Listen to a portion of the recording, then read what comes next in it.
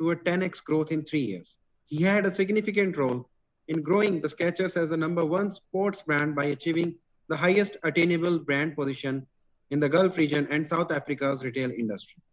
Following Anshuman's success, he was appointed as the Chief Executive Officer of Apparel Group's R&B Saudi Arabia division in 2022 to deliver significant growth and physical store expansion. He attributes his success to making quick and intuitive decisions under pressure while building capability and competence on trust, alignment, and skills training. Mr. Anshuman is a health and wellness enthusiast who enjoys the outdoors, running half marathons, and regularly meditates in his spare time. He also enjoys reading and is currently enrolled on a 2023 INSEAD Advanced Management Program to complete a Master of Business Administration. Over to you, Mr. Anshuman. Thank you for a very kind introduction. You really made it sound more important than it is, but thanks for that. Thanks, Sanjana and Sumit.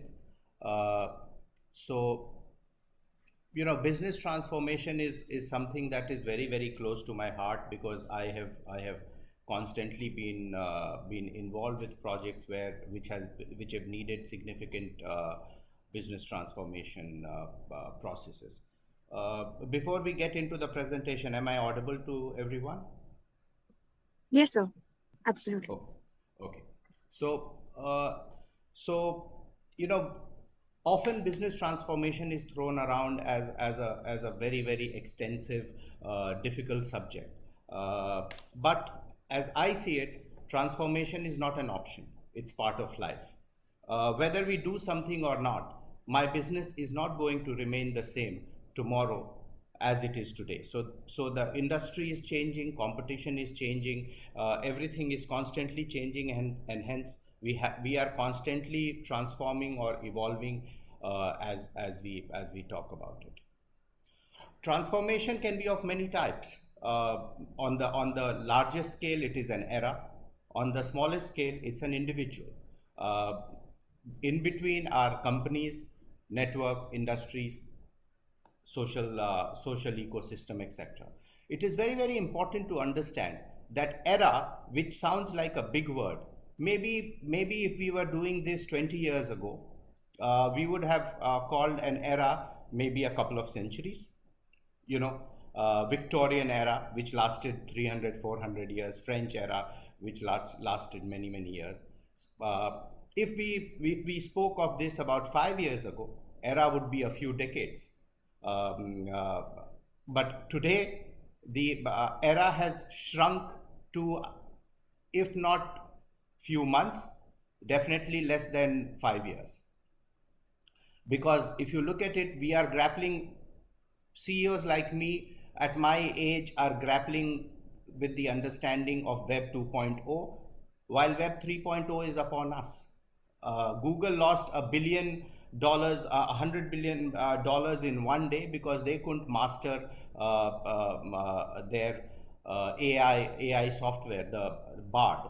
So era has shrunk, and hence transformation is going to be much, much more rapid than it is. Just to set the tone right, what are the few types of transformation? For our context, it can be organizational transformation, management transformation, digital transformation, which if you were to go out in the industry and take a straw count of how many CEOs are threatened by digital transformation, I would think a lot of them. And then the most important transformation, which is cultural transformation. Just to put statistics out there, 90% of CEOs believe that digital economy will impact their industry. And this is an old study. This is a pre-COVID study, but less than 15% of them are executing those digital strategies. I'm sure some of you have heard the joke, but I would still repeat it for the context. It was said during the COVID that the biggest digital transformation for organizations were not driven by their CTOs, not even by their CEOs. It was driven by COVID. We are doing this meeting on Zoom only because of COVID. Before pre-COVID, we couldn't have even imagined having this session on Zoom. For example, my daughter, she is 16. She writes her board exams now. If I ask her to go for her tuitions, physical tuitions at with her teacher, she finds it odd because they're so used to doing their classes online. So that's the transformation that we are talking about, and that's how era changes. So if everyone knows transformation is important, why do so only 15% of CEOs are able to execute it? Because everyone wants to improve efficiencies through transformation, but there's no focus on results. When I set out as a CEO, a fancy company makes its presentation to us and tells us how we can execute our digital transformation. Yes, right. Shareholders want it, your customers want it, everyone wants it. But what's the result that you want, or what's the result that the person who's going to use that transformation expects? So those results are never put out clearly. Improving an existing process. Why would an organization, a team, execute a process improvement when indirectly that process improvement is going to make the same job that they are doing redundant? So an organization always has to talk about the available opportunities that the transformation is going to begin. And finally, above 2 points addressed in the third point, that you have to address employees' engagement through that process. What is it in it for him to take up? Transformation, why we must transform. These brands are good enough to tell you why we must transform.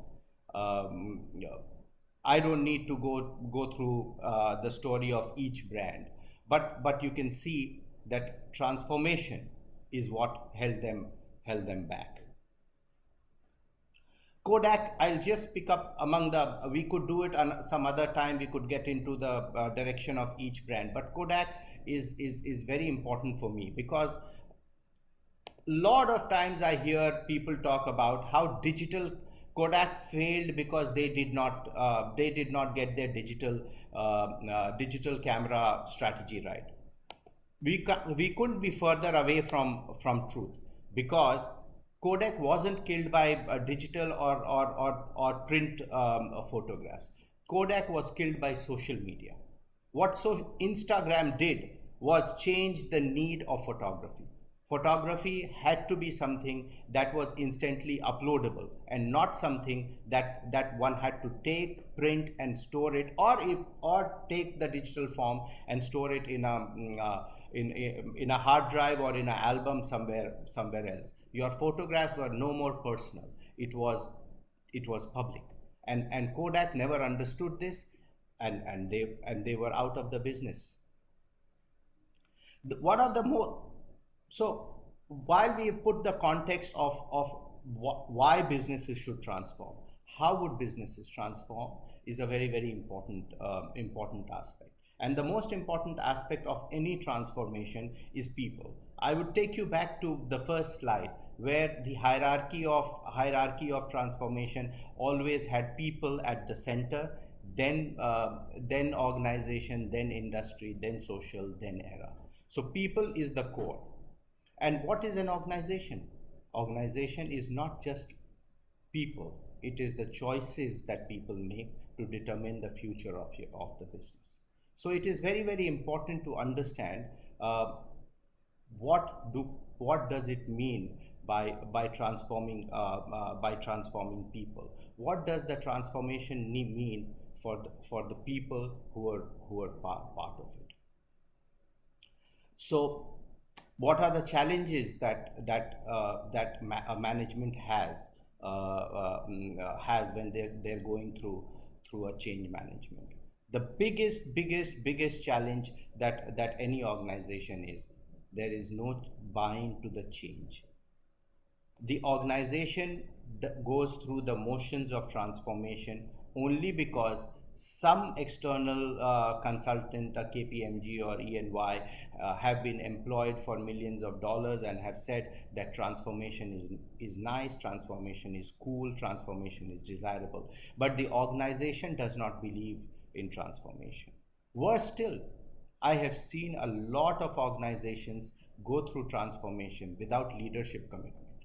Leadership sets up a team to manage transformation, but the leadership doesn't have their skin in the game. They are always watching from outside. Resistance to solution, obviously we addressed it before. Sometimes change is fearful. People observe change with fear because they believe that change is going to make their own jobs redundant. Improper resource allocation.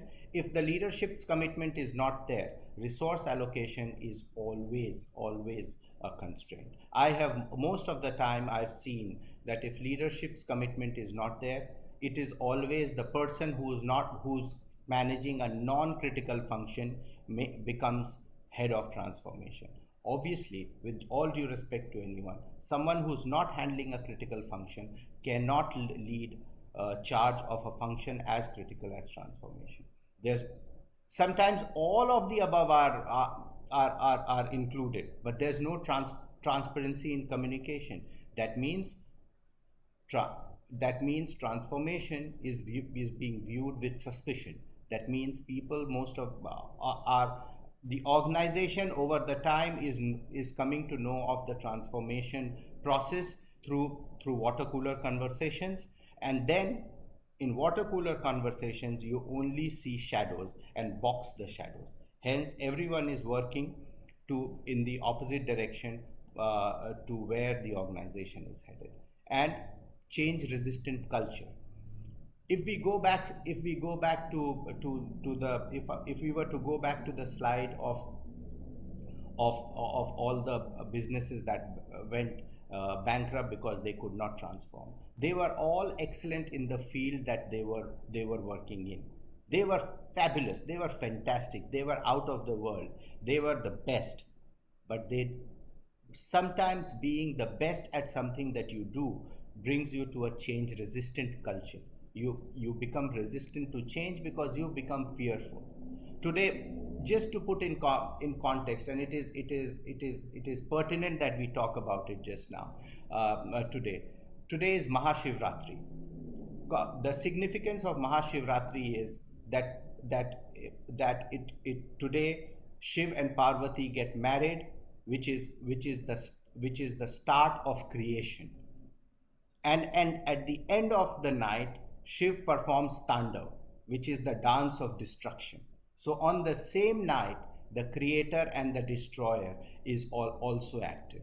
So any organization, any company, any human being that looks at transformation has to look at this example. The job of creation and destruction lies with the same person. Whatever an organization creates, it has to be ready to destroy themselves. Otherwise, transformation would never happen.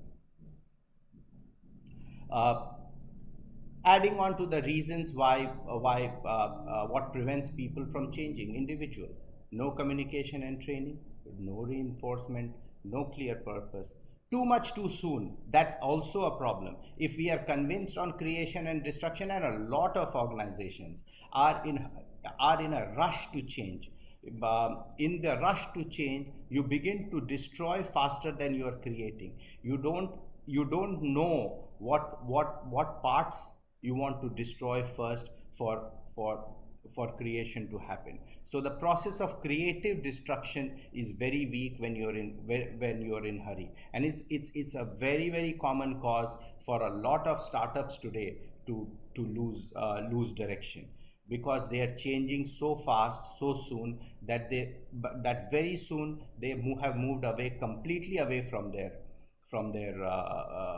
core. And this adds up to the feedback loop, because without the feedback loop you cannot improve the processes. Without improving the processes, you cannot execute transformation. So one of the main elements of transformation that we have established so far is shift in behaviors.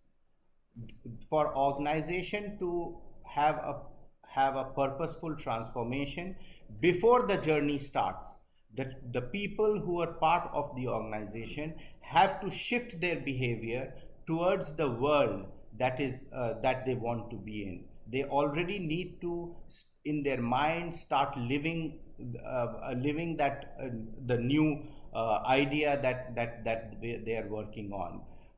If that is not happening, if the shift in behavior is not happening, then an organizational transformation would be impacted.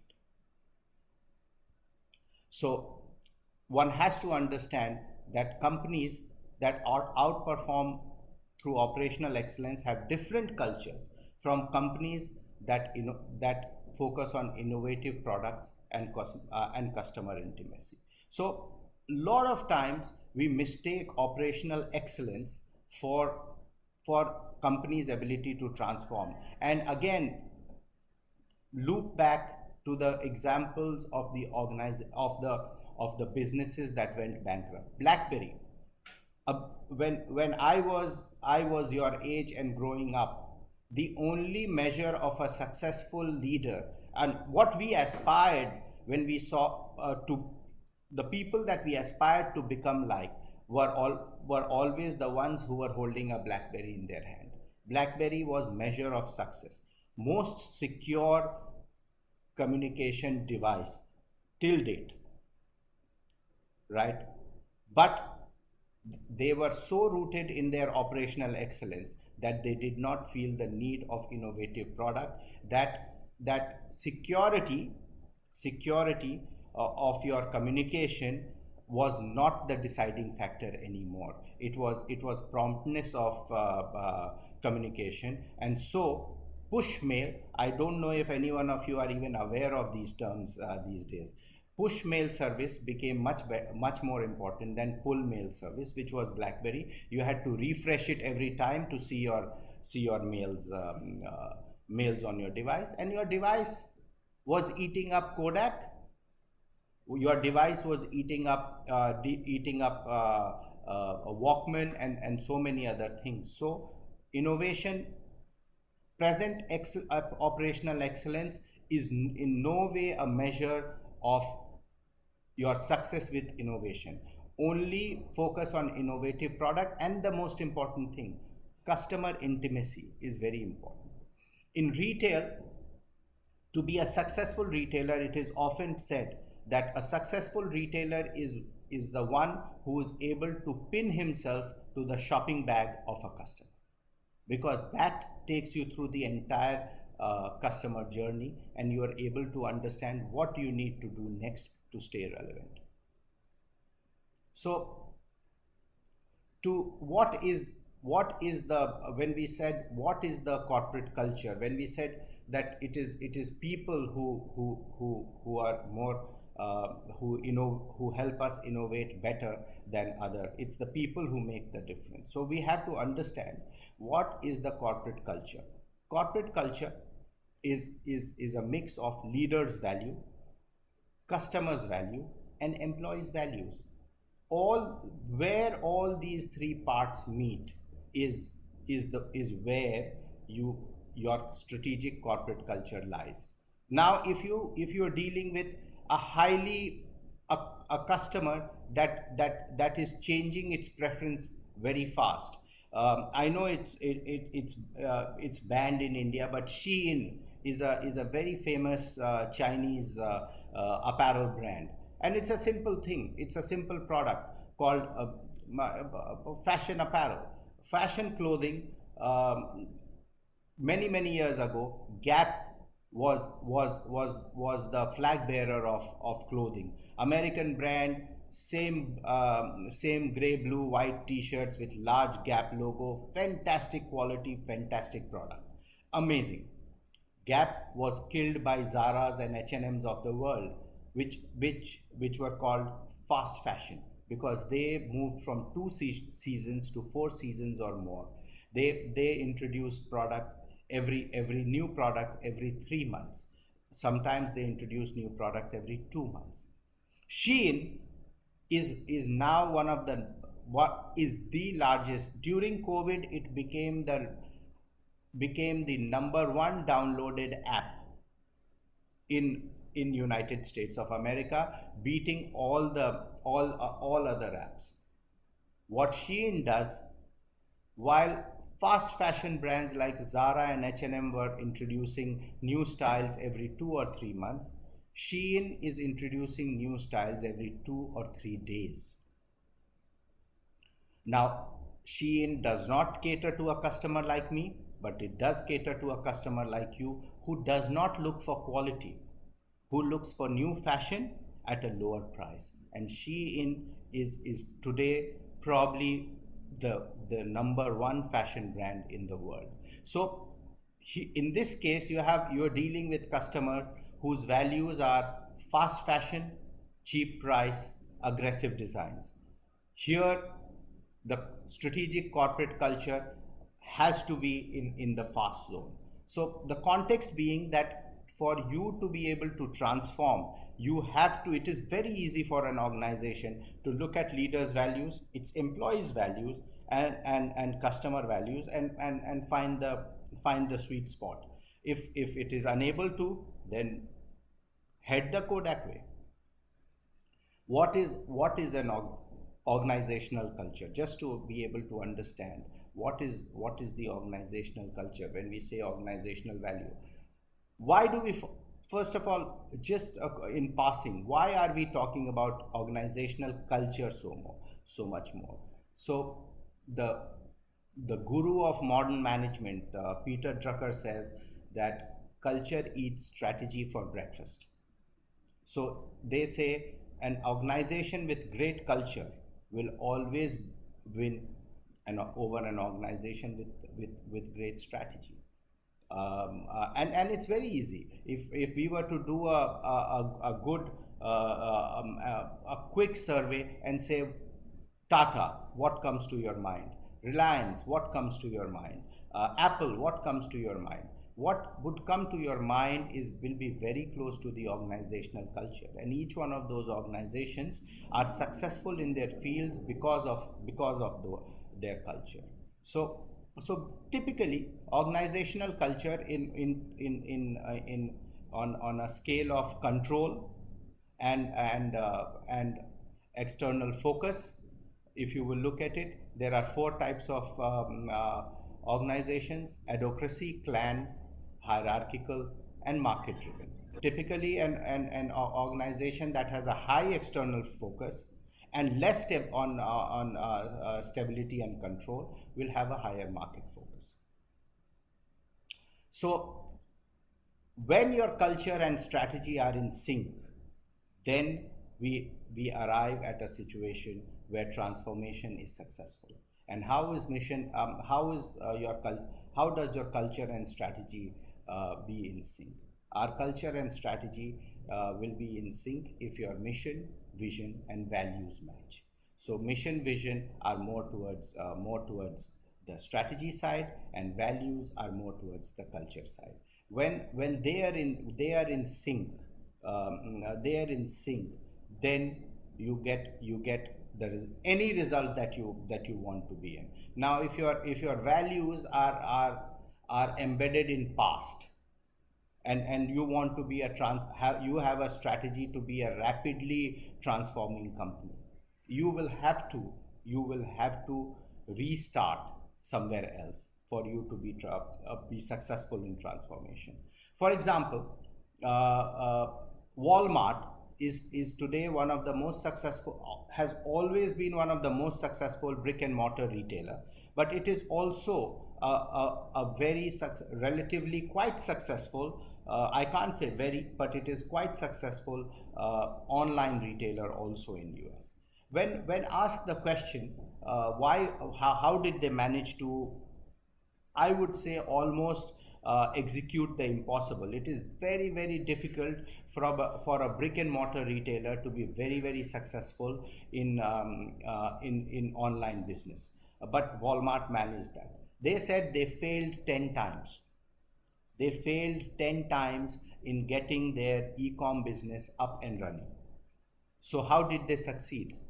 What they did was they put their e-com office on the other side of the country.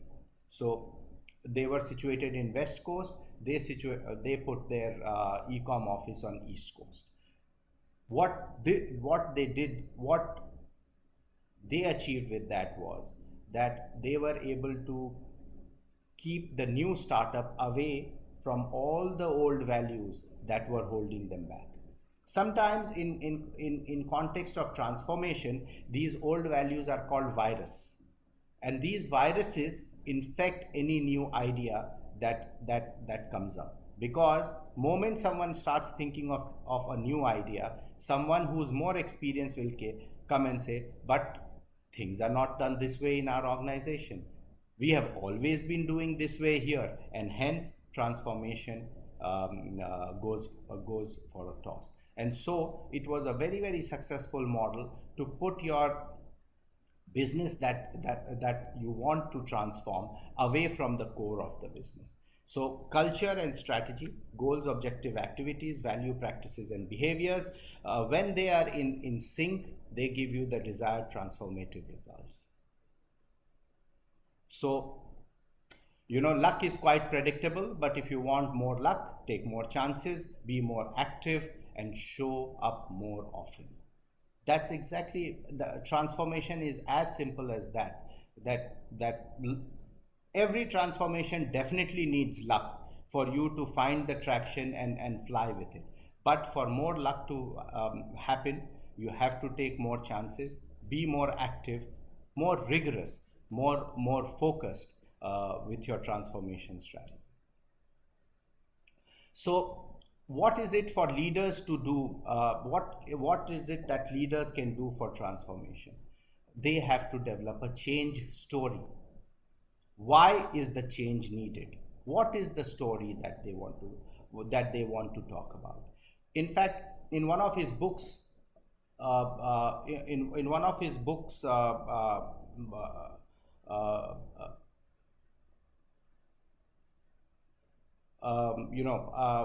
forget it. I will come back to that. So what are the key elements of transformation? We have to be more agile, track data analytics, and outsource the non-core. Because if you do not want to be distracted by what you are setting out to do, you have to outsource the non-core. Track data analytics, very, very important, because that is what will give you a constant real-time feedback of what is the change that is happening, and then use that data to be agile with the change. On the people side, you have to develop talent. I know of many organizations that have 2 seats empty in their board meetings. One for their customer, because they say somebody has to think for a customer. And a lot of CEOs today have teenagers, 15-year-olds, 16-year-olds as their mentors, because they have to understand what is the significance of what is the language that your customer is talking. So whoever is your customer, you have to have a representative of your customer. So you have to develop your talent accordingly. You have to create role model, set positive behavioral examples, and positive reinforcement, because change is not easy for anyone, and hence if anyone is executing change, they have to be rewarded. Right at the end of the presentation, this is one of my favorite slides on transformation. Managers help people see themselves as who they are. Leaders help people see themselves better than who they are. So it is very, very important for a leader to lead that transformation and help people help people and organization become a better self and become who they want to become. So that's going to be it for today. I'll be glad to take any questions. Thank you so much, sir. Indeed, organization with great cultures win over company with great strategy. Tata, Reliance, Apple marked this difference. So what Walmart did to get into online business, I know that Tatas are doing similar with Air India. So I do resonate with what you said. So thank you so much. And now the stage is open for any questions. Please raise your hand to ask a question.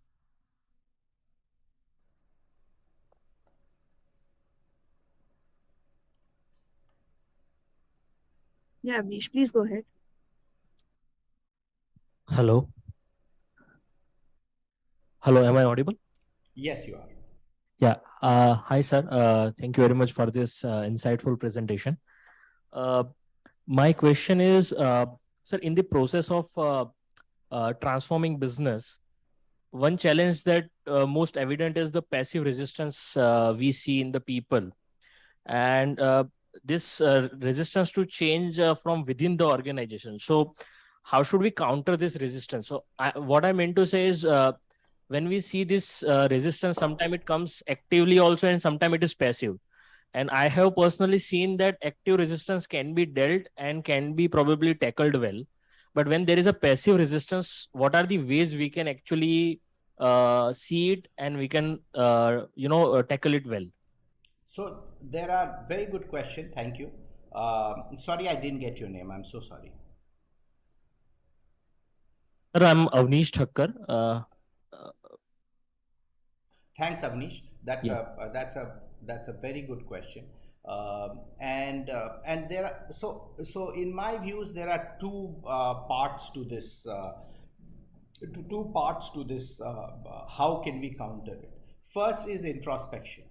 Lot of times resistance comes because the leader or the leadership of the organization in a certain way is also resistant to change.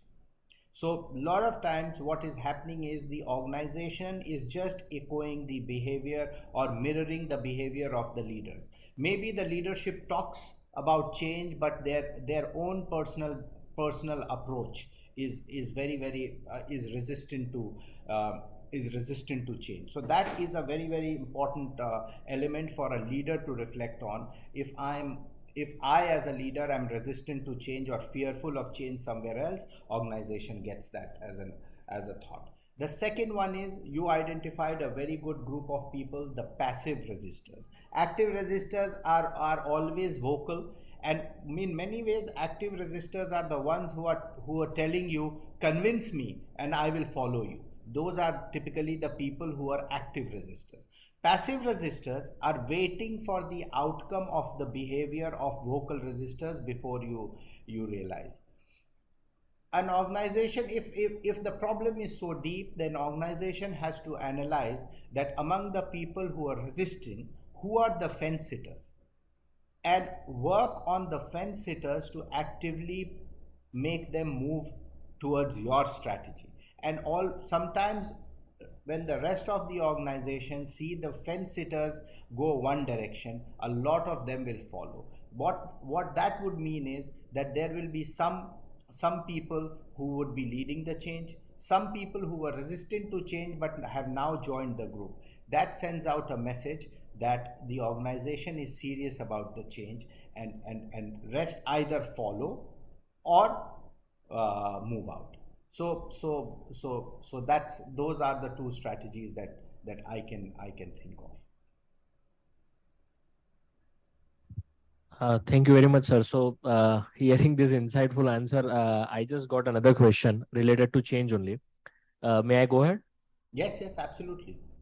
Sir, so we generally see there are incremental changes, there are radical changes. So, and I have personally felt that when you try to bring radical change, the resistance, the kind of resistance you see would be going very steep immediately because you're talking about a radical change. So, does change always have to be slow paced and you have to keep very patientful attitude during this period, or change can be also immediately brought even if it is radical change? Depends on the outcome that you're looking at. Uh, so, uh, so, Depends completely on the outcome that you're looking at. There is no one size fits all answer to this. There are personal beliefs of the leaders as well. If you ask me personally as a leader, I am a radical change leader.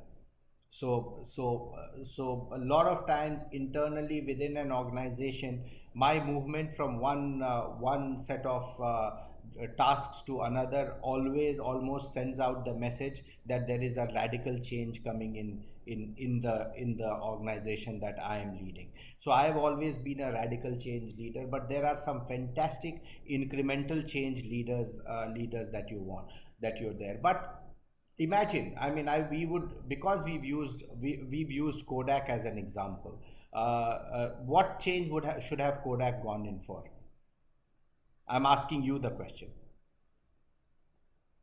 Sir, in my case, I would see this as they should have gone with the radical one, because they should have directly jumped into the seeing the situation. They should have actually jumped in.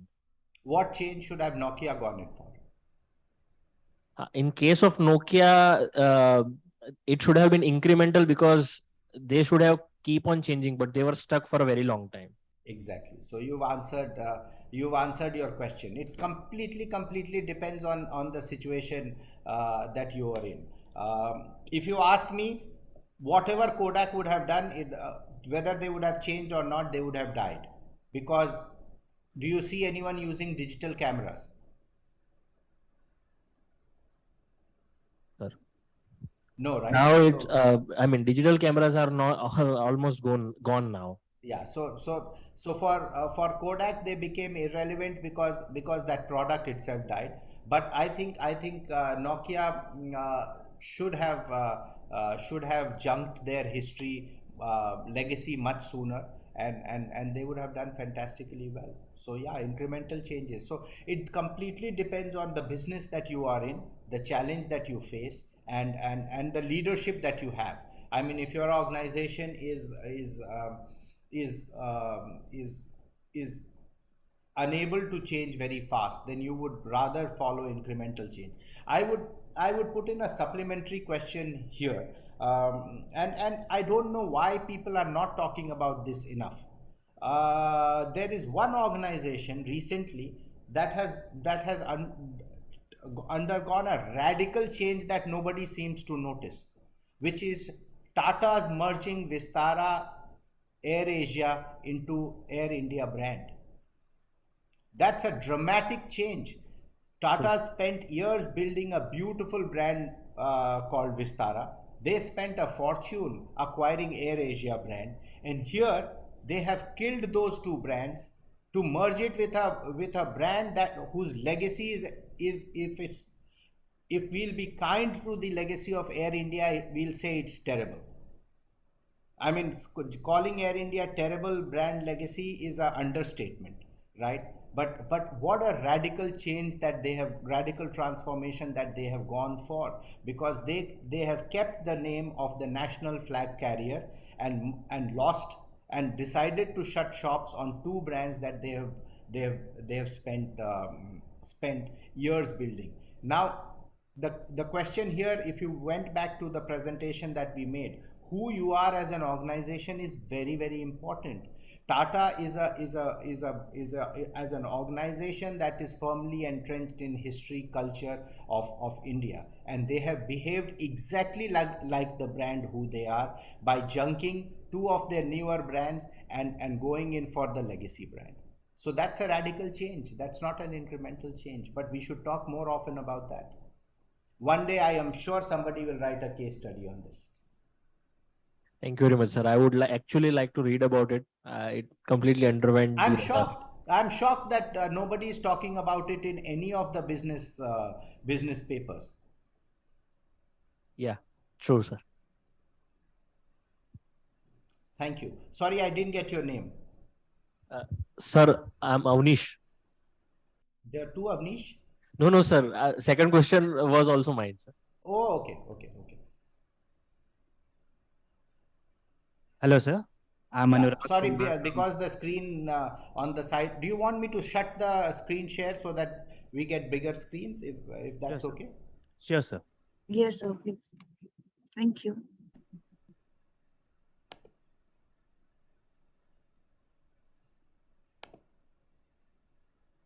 Okay.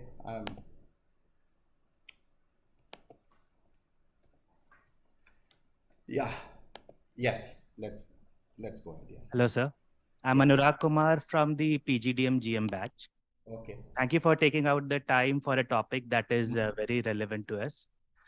My question to you is that in today's rapidly changing world, transformation has become more of a continuous journey rather than a one-time journey. In such a Yes. scenario, how can a culture to carry out such continuous transformations be created in an organization to prepare people for these continuous changes? Yeah, so like I said, transformation is nothing new. Transformation is a ongoing process. It is only that the rate of transformation has increased. Like I said, I mean, imagine my children don't know what a landline is. I don't know if any one of you have ever seen a landline, but I'm not that old. But I remember as a child we had to bring book trunk calls. So transforming. It's just the speed of transformation that has become far more rapid than it earlier was. So building a culture of transformation is, I mean, I don't know if an organization can build a culture of transformation. Culture of transformation is inherent to an organization, to the leadership. If the leadership does not believe in transformation, then they have to perish. I mean, I don't know if there are any exercises that can be built to transform an organization, other than hiring much more younger people. And I mean, I can give you a very very generic answer to this, that have hire more younger people and this and that and those. But honestly, I mean, you're doomed if the organization doesn't have a culture of transformation. And can I give you an example of a very young organization that didn't have a culture of transformation, and you will know what happens. Twitter, before Elon Musk took it, was a powerful organization, but no transformation. And look at what Elon Musk is doing with Twitter every day. He is using, it's a feedback platform, and nobody used it so as a feed. The Twitter, as the previous organization, did not use it as a platform for feedback. Today, Elon Musk is using Twitter as feedback on asking people, what do you want? Okay, I will bring in this change in a month. I will bring this change by end of the year. And what happened to the people who were not willing to change? India office went down from 1,000 people to 3. So that's my answer. I mean, there's nothing that one can do to build a culture of transformation in an organization that's not wanting to transform. Nothing. Thank you, sir. When you go to work, you guys should ask the question, what transformation has your organization gone in? Because if they haven't transformed anything in last 5 years, they will not be in business in next 5 years. Thank you, sir. I don't audible. No. Hello. Yeah, you're audible. Hi, sir. My name is Abhilal. I'm from PGDM GM. Sorry, your connection is a bit patchy.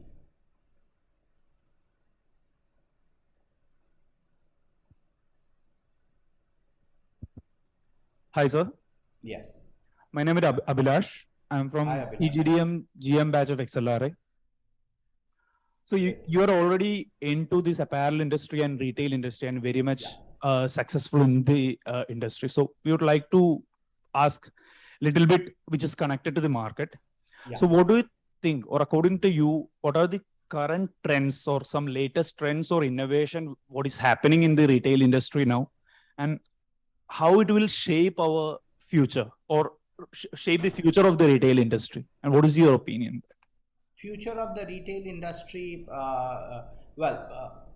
first of all, I'm lucky to be in an industry that would never go out of business, because the need for fashion will always remain. However, retail as we view it today will be much different. Today, all the focus of a retailer is on operating the stores. On one side, and all the focus of e-commerce brand is on operating the e-commerce business. Now we are already seeing the merging of e-commerce and brick and mortar that's happening quite aggressively. The future of retail will be where stores will be point of low interaction. As you might see, entertainment has become personal. People don't watch TV anymore. People watch TV on their personal devices, and a generation that's working more on their personal devices is not going to talk to a sales staff for their fashion advice. They will take their fashion advice online, go in the store, try the product, and check out of there. So stores will move more from people focused to experience focused. That will be the future of retail. Like I gave you an example of Shein, fashion will become faster. That means that means all of us have to introduce products much more frequently than we are doing today. So these are some of the changes that will happen. Thank you very much. Thank you. Hi, sir. Good afternoon. Good afternoon. Jairul here from Dubai. Hi, Jairul. How are you? Sir, it is just an inquiry, or you may say a question. As a young leader or as a coach, what would you give us advice to motivate with the current young team member of our team? How do we motivate them much faster, and how we can make them more energetic on floor? What would be your advice on this part? So thanks, Jairul, for a very nice question. Motivation is, you are motivated in your journey if you know where you are headed. So for anyone to get motivated, you have to tell them what are they taking that journey for. One, where are they headed? Second is, what will they miss out on if they don't take that journey? Typically, most people understand these two very well. What will they get when they finish their journey, and what will they not get if they don't embark in that journey? So if you are able to very clearly communicate this to your team members, it will be a good motivation for them. Thank you, sir. Thanks, Jay. Good afternoon, sir. My name is Adib. I am a student of General Management batch. Okay. So thank you, sir, first of all, for accepting the request from our institute My pleasure. for this awareness event. And it has been great listening to you for last 1 hour. So, sir, what we have seen is that in case some external agency is being hired by a firm or by a PSU client or by governments, so whatever changes they would propose to the leadership, so it might be possible that they will get a backlash or a kind of issues within the internal structure. So most of the time they won't able to implement it, even with the force of the leadership. Even if they are able to implement the solution within the organization or firm, as soon as they get out of the system, all the processes will collapse and go back to the earlier times how it used to be. So according to you, So what are the key steps and consideration to keep in mind when designing and implementing a change management system within the a new age organization or within the startups? Correct. So your question in many ways is very similar to what Jahirul asked just before you. How do you motivate people? You know, for change management as well, you have to show them the outcome. You know, I will digress a little bit and give you an example. If any one of you have participated in a havan, the traditional puja ritual, uh, in havan there are three elements involved. The person who's performing the puja, which in the traditional language is called the yajman. Then the person who's actually doing the puja. Typically, the person who is involved in puja is not the one who is performing the puja. A pandit is performing the puja because he knows the rituals. Pandit here is the external organization, and then in the end, there is hopefully a god who grants you the wish for which the puja is performed. But imagine the leader or the yajman or the person who's doing the puja, not the one performing the puja, Oh. does not know what he wants to ask for. Then what will the god who comes at the end of the Here you puja go. grant him? Sorry.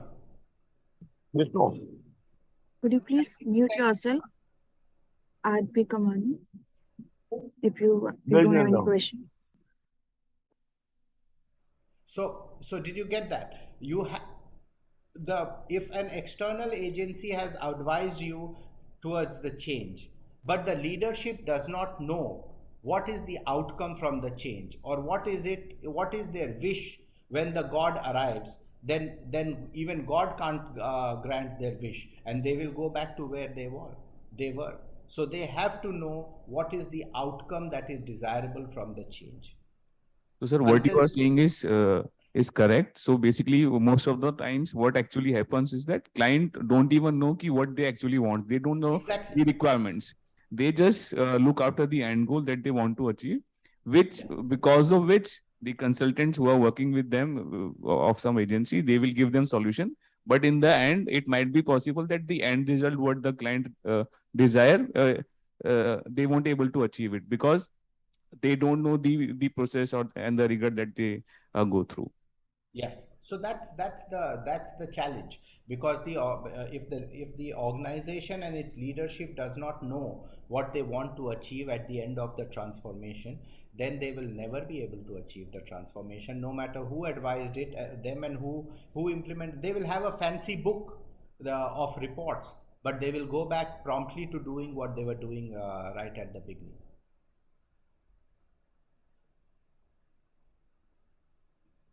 Yes, sir. Thank you. Thank you. Thank you. Thank you for your time.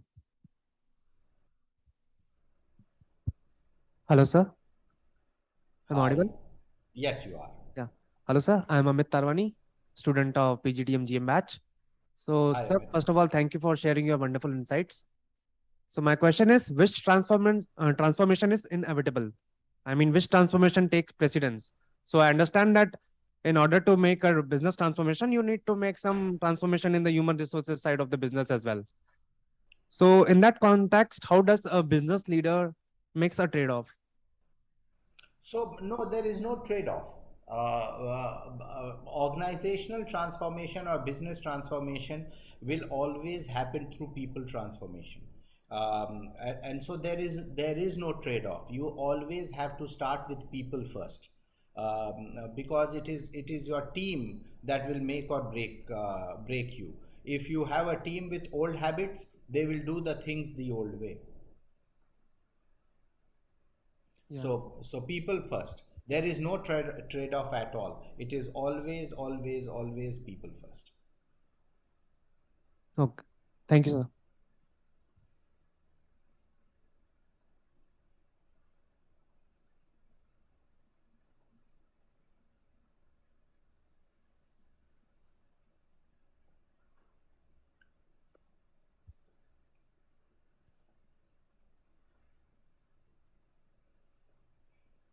Hello.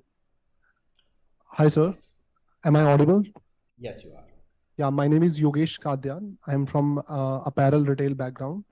So I want to know, there's a lot of hype about supply chain, global supply chain in apparel industry. Yes. So there's no one talking about how much carbon emissions are done by the global supply chain in sourcing the product, which can be developed locally and give more employment as well as bring more corporate social responsibility to the firm. So why not people talking about the supply chain sustainability issues?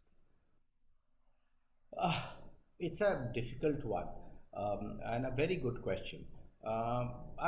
See, the any supply chains thrives on ecosystem, not on a standalone supply chain requirement. So, for example, when you're talking about supply chain, we look at China. Now, from a fashion sourcing standpoint, China offers a far more complete sourcing ecosystem than Bangladesh, Turkey, or India. Not to say that these countries cannot bring in, or they're not becoming better. But supply chain is always about ecosystem. We've been hearing so much about Apple setting up its supply chain in India. Now, if you look at it, they are doing parts of that supply chain in India. Slowly, steadily, over next 5-7 years, there will be a bigger ecosystem of manufacturing, and hence the supply chain would shift completely to a country. So I understand corporate social responsibility on carbon footprint, etc. But finally, an organization's responsibility is to return shareholder value. Everything else is important, but it's not the thing for the purpose of an organization's existence. So if there is a trade-off between higher carbon footprint versus a better sourcing opportunity, one would always go for a higher supply chain, better sourcing opportunity with a higher carbon footprint, and then take steps to offset those footprints somewhere else through various corporate social responsibility activities. So sourcing is always about ecosystem rather than one standalone sourcing expertise, and that is why the supply chain problems. Thank you, sir, for the answer. Thank you.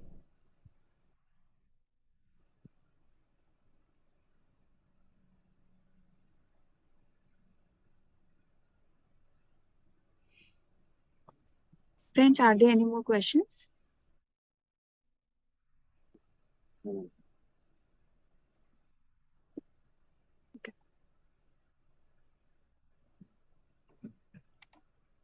Thank you, everyone, for a lovely Thank you, sir. session. And thank you for what I say is the biggest gift that any human being can give to another, the gift of time. So thank you for choosing to share 1 hour of your life with me, and I'll always be grateful for this. Thanks a lot. Thank you, Mr. Anshuman. We are grateful for the knowledge and insights that you have shared with us. So you highlighted the ever-increasing importance of the digital transformation for successful business transformations. So we appreciate your willingness to share your expertise with us and your generosity in answering our questions. Your participation has contributed immensely to the success of this event. We look forward to hearing from you again in the future, sir. Thank you. Thanks, Sumit. Thanks a lot.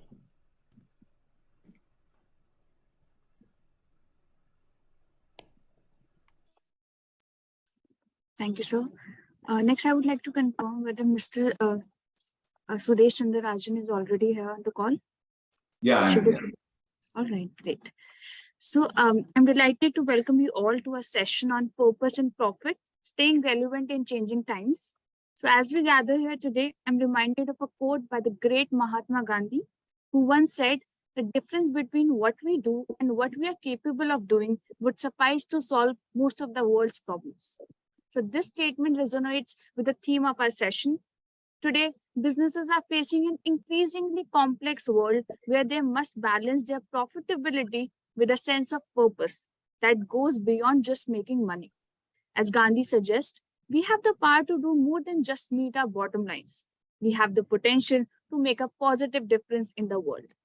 In this session, we'll explore how businesses can align their purpose with their profits and stay relevant in these changing times. We'll hear from Mr. Suresh Sundarajan, CEO, Olam Ventures and Olam Technology and Business Services, Singapore.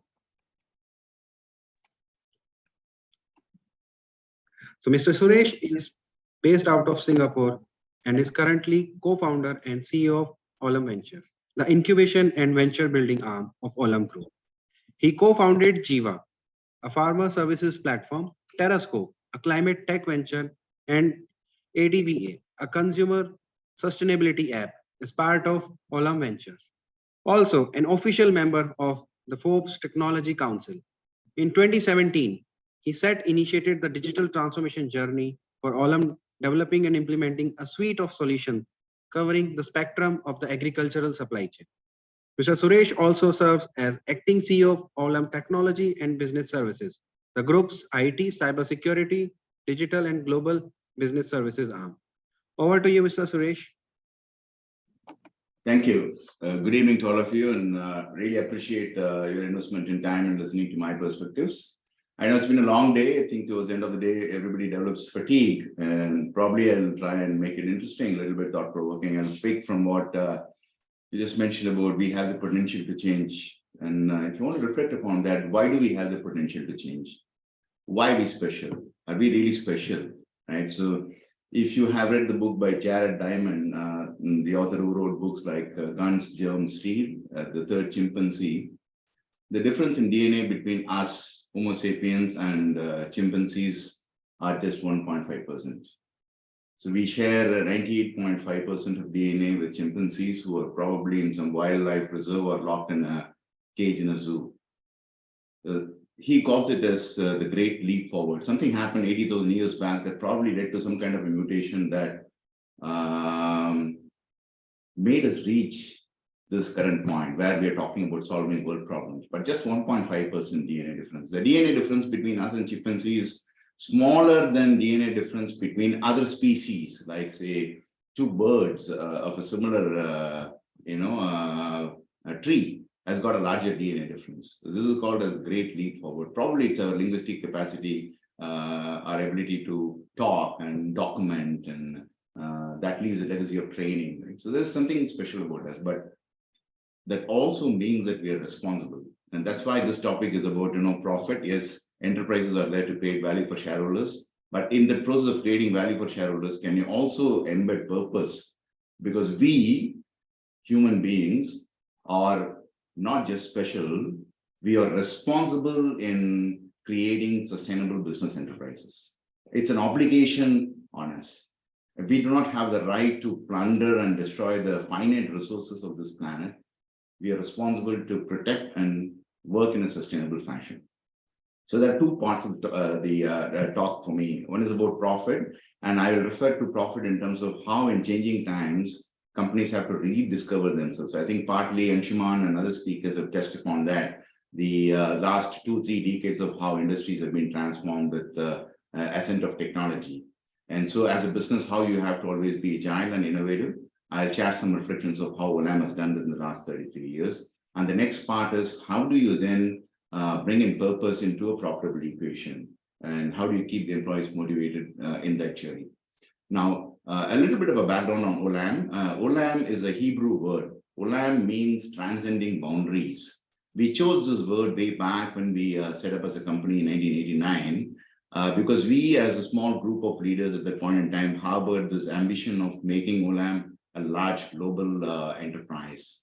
And I should say that I've been privileged in being part of this journey, 34 years of having set up Olam. We are today one of the world's largest end-to-end supply chain managers of agricultural products, with operations in more than 60 countries, supplying to more than 20,000 customers and 70,000 employees. And that was possible because of the spirit of being entrepreneurial. Olam carries this DNA of being entrepreneurial. We started with a small office using a container shed as an office in Nigeria in 1989. trading cashew nuts to processors in India with no idea of what we will get out of that. But we were open-minded, we were entrepreneurial, we were keen to be an insurgent in a very traditional industry. We want to challenge the status quo, and that led to the path of building this business brick by brick and capability by capability, changing in accordance with times. So early 90s, late 80s, when we started, commodity was a very controlled industry, agricultural commodity.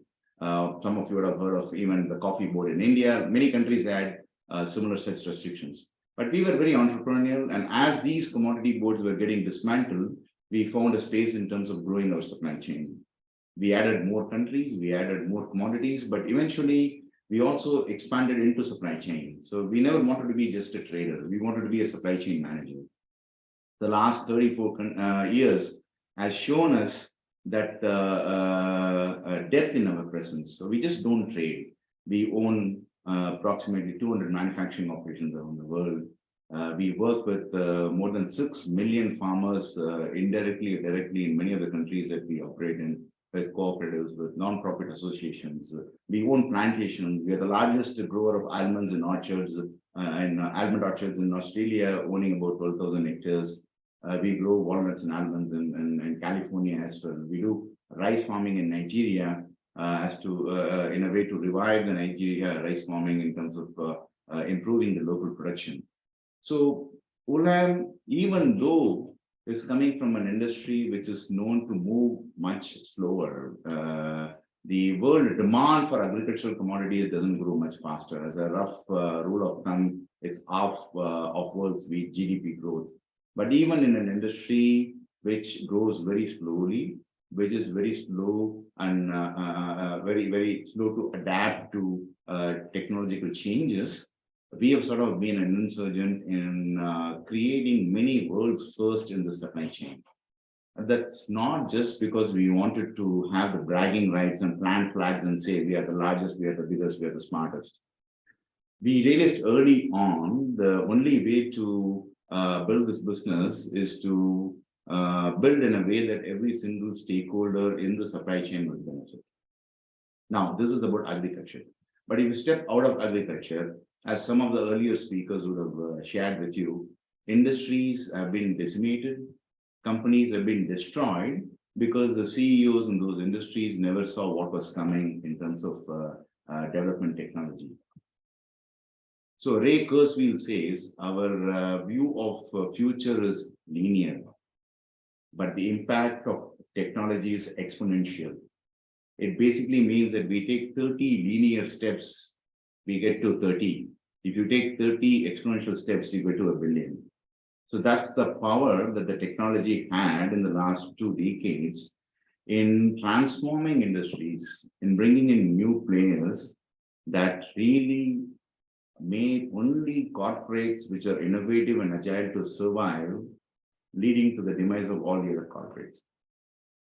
If you look at S&P 500 since early 2000, almost 52% of the companies have either been acquired or declared bankrupt. 52% has changed.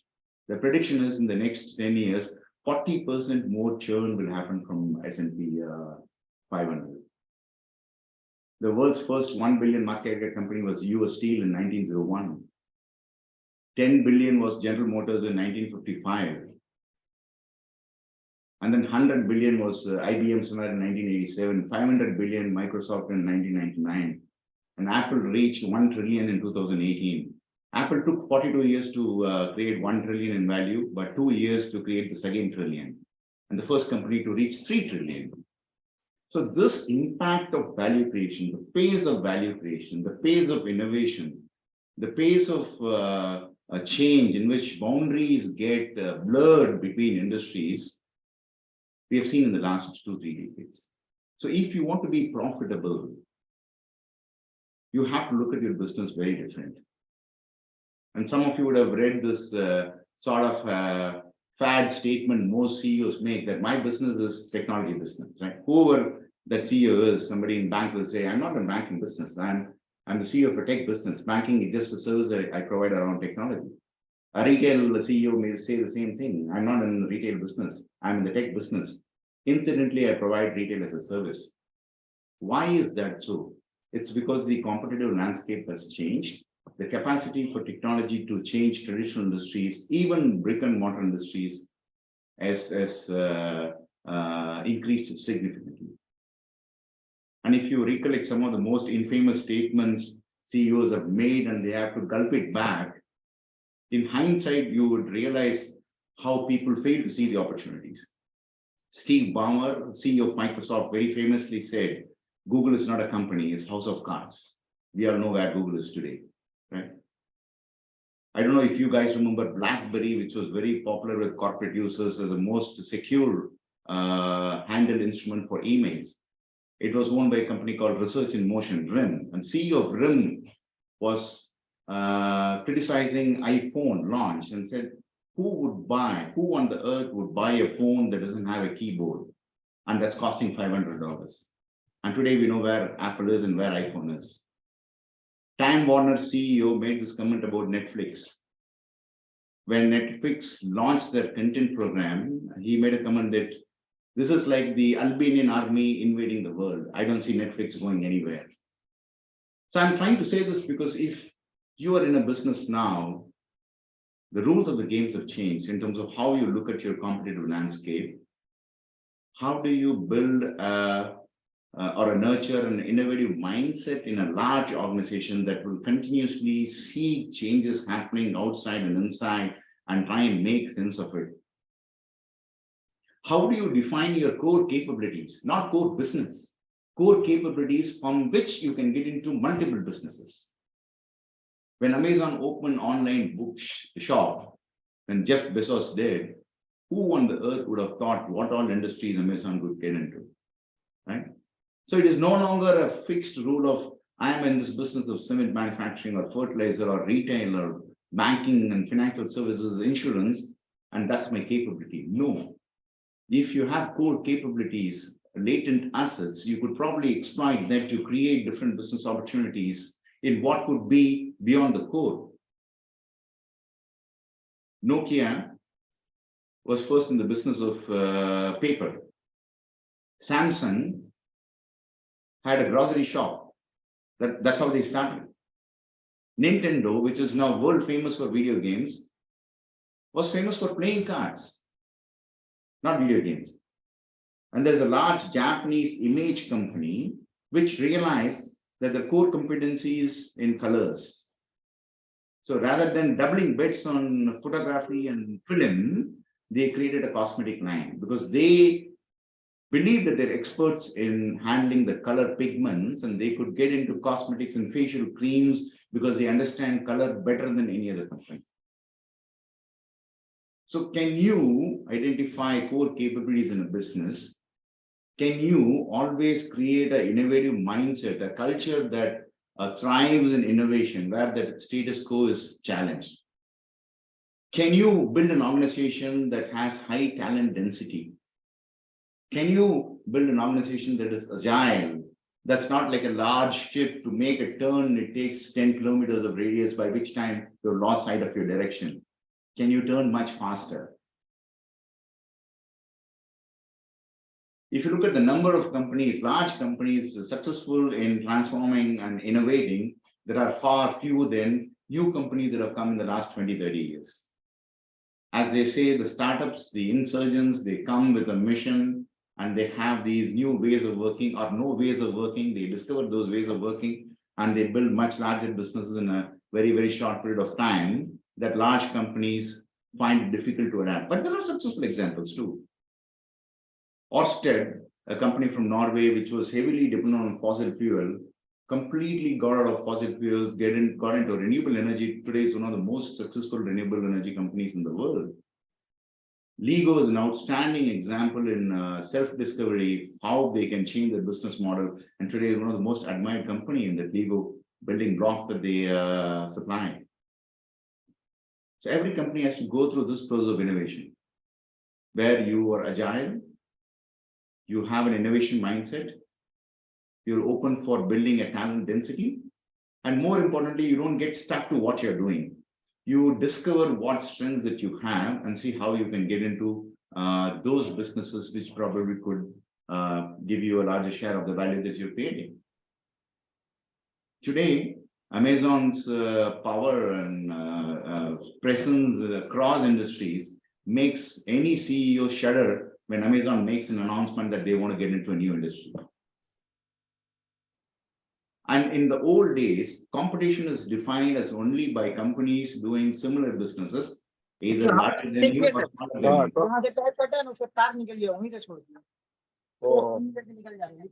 वो तो बंद करना पड़ेगा ना, उसको तो पहले ठीक करना पड़ेगा. Could you please mute yourself?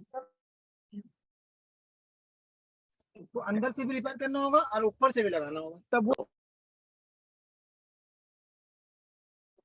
So Please go ahead, sir. Yeah, so in the traditional way, competition has been defined as just companies doing the same thing, either larger than you or smaller than you. But today, in any industry, competition comes from 3 dimensions. Competition can come from the similar companies doing the same thing, producing the same products or providing the same services. Startups, which are trying to attack either a piece of the business you're doing or the entire business. And large platform companies like Amazon, Google, Facebook, Tencent, Alibaba, that could get into any businesses. So competition is not just unidimensional, it's coming from multiple dimensions. So to be profitable, to create value, these are the things that you have to imbibe. And Olam, in our journey of 34 years, we have discovered, pivoted, made wrong decisions, realized that, placed new bets, and grew the business to where we are. And as I talk now, we're again going into a big metamorphosis, a change, a corporate restructuring of how we can organize ourselves into 5 distinct groups to create more value for shareholders. And that's largely because of being entrepreneurial, having this mindset of challenging the status quo. That's about, say, the part of profit and how do you remain profitable in changing times. Now let's talk about purpose. Now, if you talk about purpose, what comes to people's mind is, okay, purpose means that you have to say that you're doing something good. And then you try and link your products and services to that purpose. Several years back, purpose was irrelevant. It did not exist. Most companies had an hierarchy of a vision, mission, strategic goals, and financial targets. Or some companies had governing objective in terms of what they want to do and defined by a clear vision, a milestone by 2025, 2030, they want to achieve these things. But times have changed. One part of what I said in the past 15, 20 minutes is a change that all companies are facing: technology, agility, innovation, and things like that. The second part is how the workforce is changing, how governments, communities, societies, boards, corporates, employees, younger generations are woken up to the whole aspect of sustainability, which is what I started about. We don't have the right or the privilege to exploit these resources. We have an obligation and a responsibility to preserve these resources in a sustainable way. So purpose has become important. But even before talking about purpose, if I want to dwell a minute about ESG, which a lot of companies are now focusing on, E for environment, I suppose, social goals, and G for governance.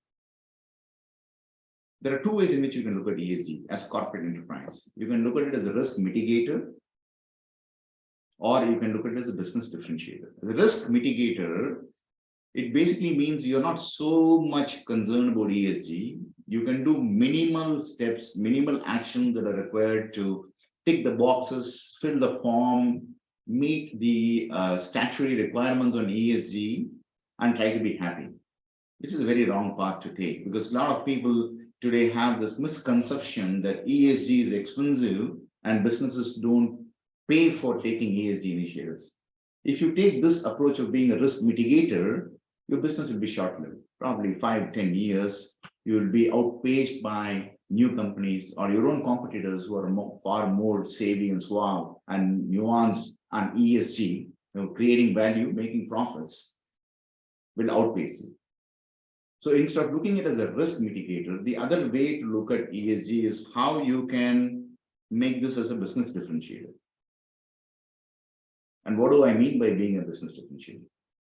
So if you have a purpose and in some way try and link your purpose to the products, the business, the services that you're providing, and identify how it affects the elements of E, S, and G for that company's sphere of operations, so employees, all the stakeholders the company touches in terms of suppliers, customers, NGOs, government organizations, and define very clearly what are the goals that you have for ESG. That's part of your business strategy and not anything separate.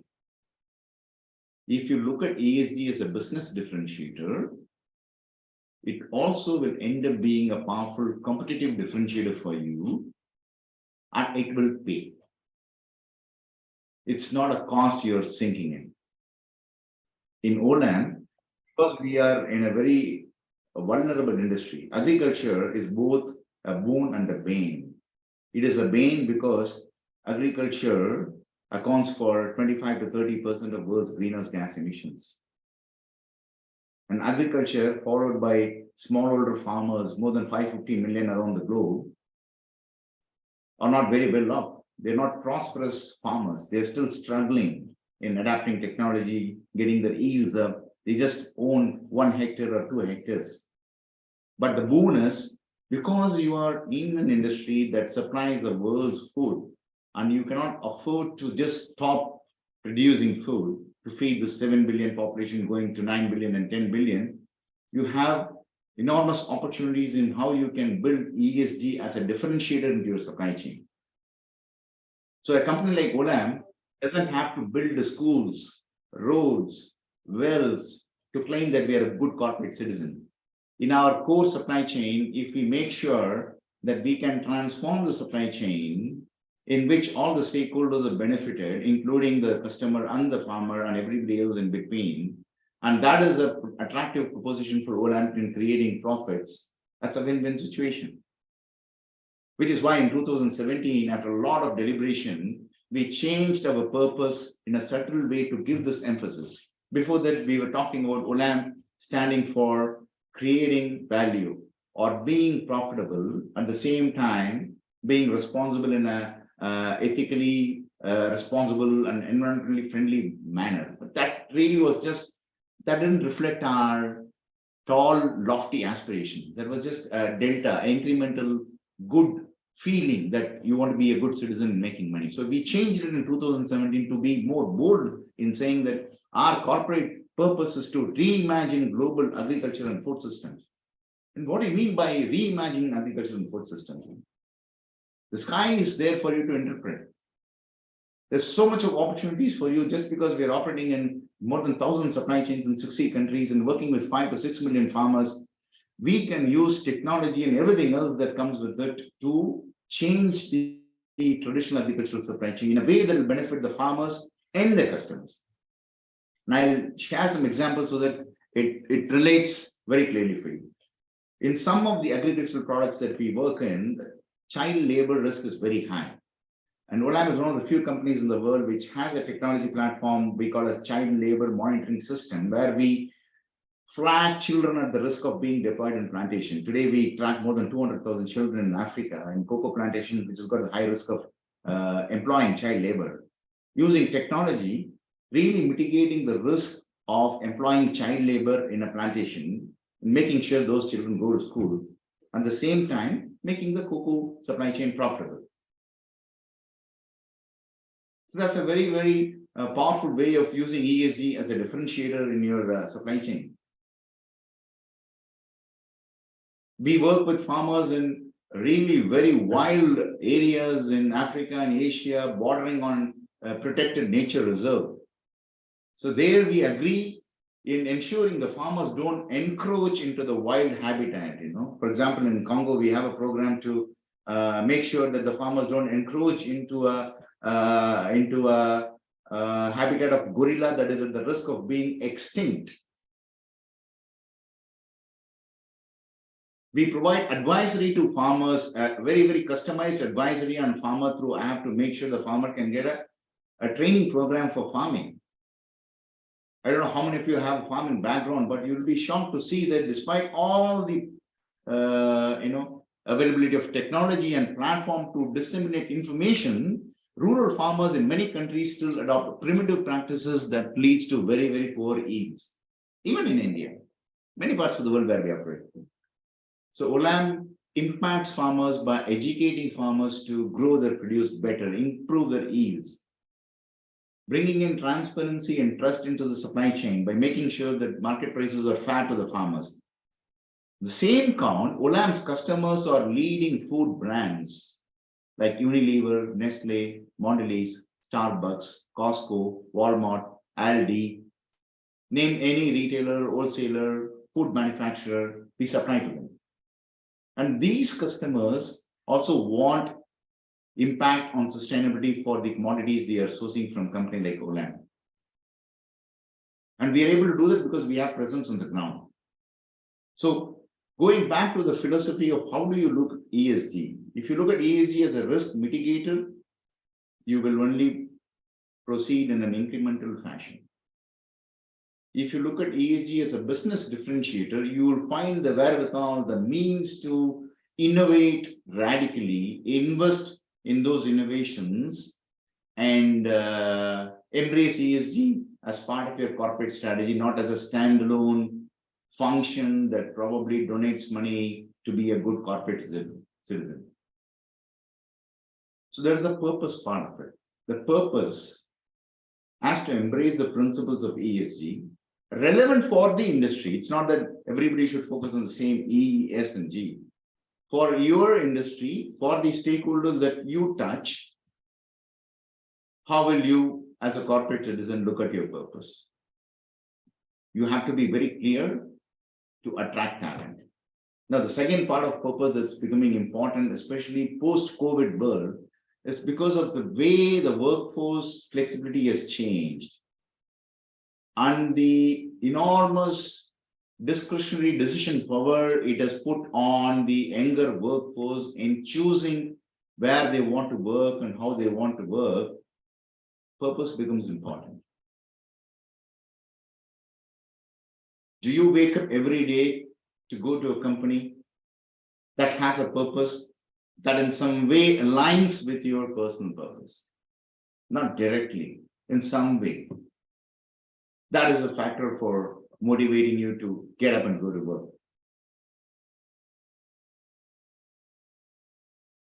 So this purpose has to be somehow intertwined with your corporate strategy, with your mission statement.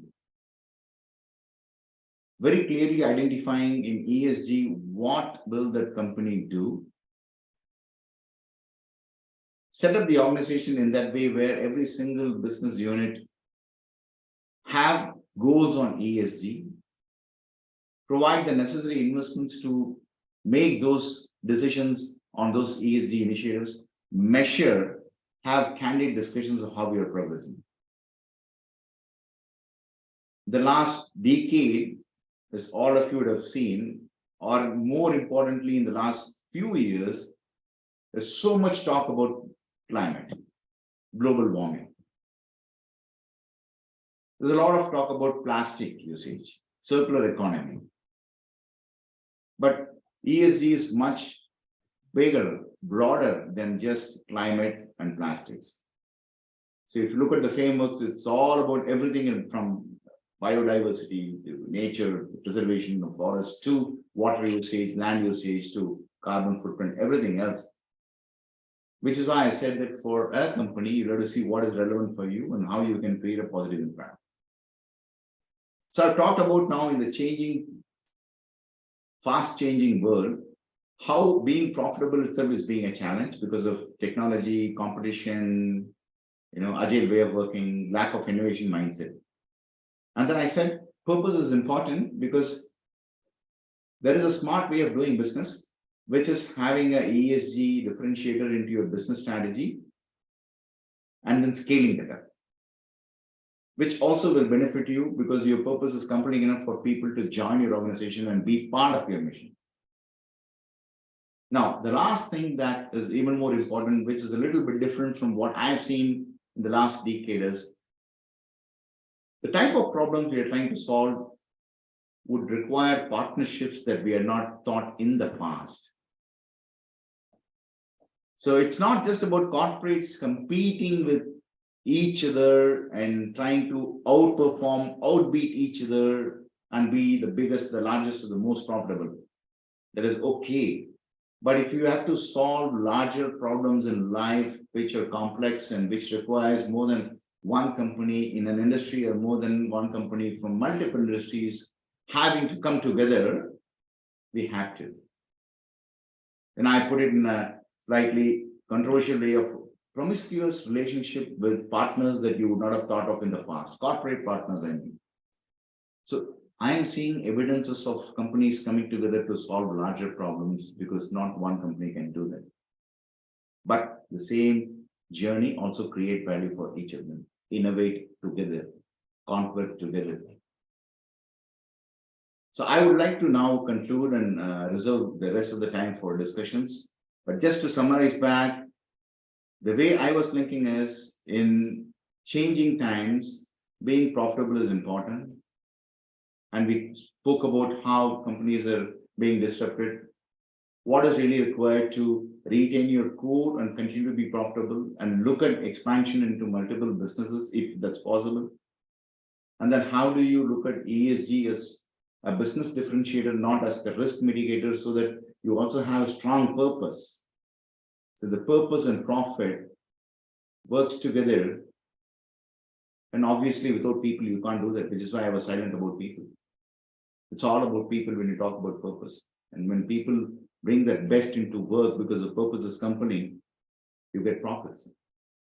And if ESG is baked in, every stakeholder in the supply chain, in the sphere of companies in PAN, is positively benefiting. Thank you for investing this time. I'm open to take questions. Thank you so much, sir. That was such an insightful session. Friends, please raise your hand in case you have any questions.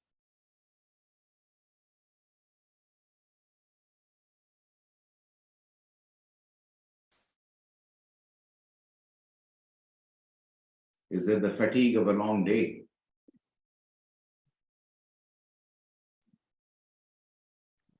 No, sir, I think they're coming on the mic. Sure. Devaka, would you like to take this question?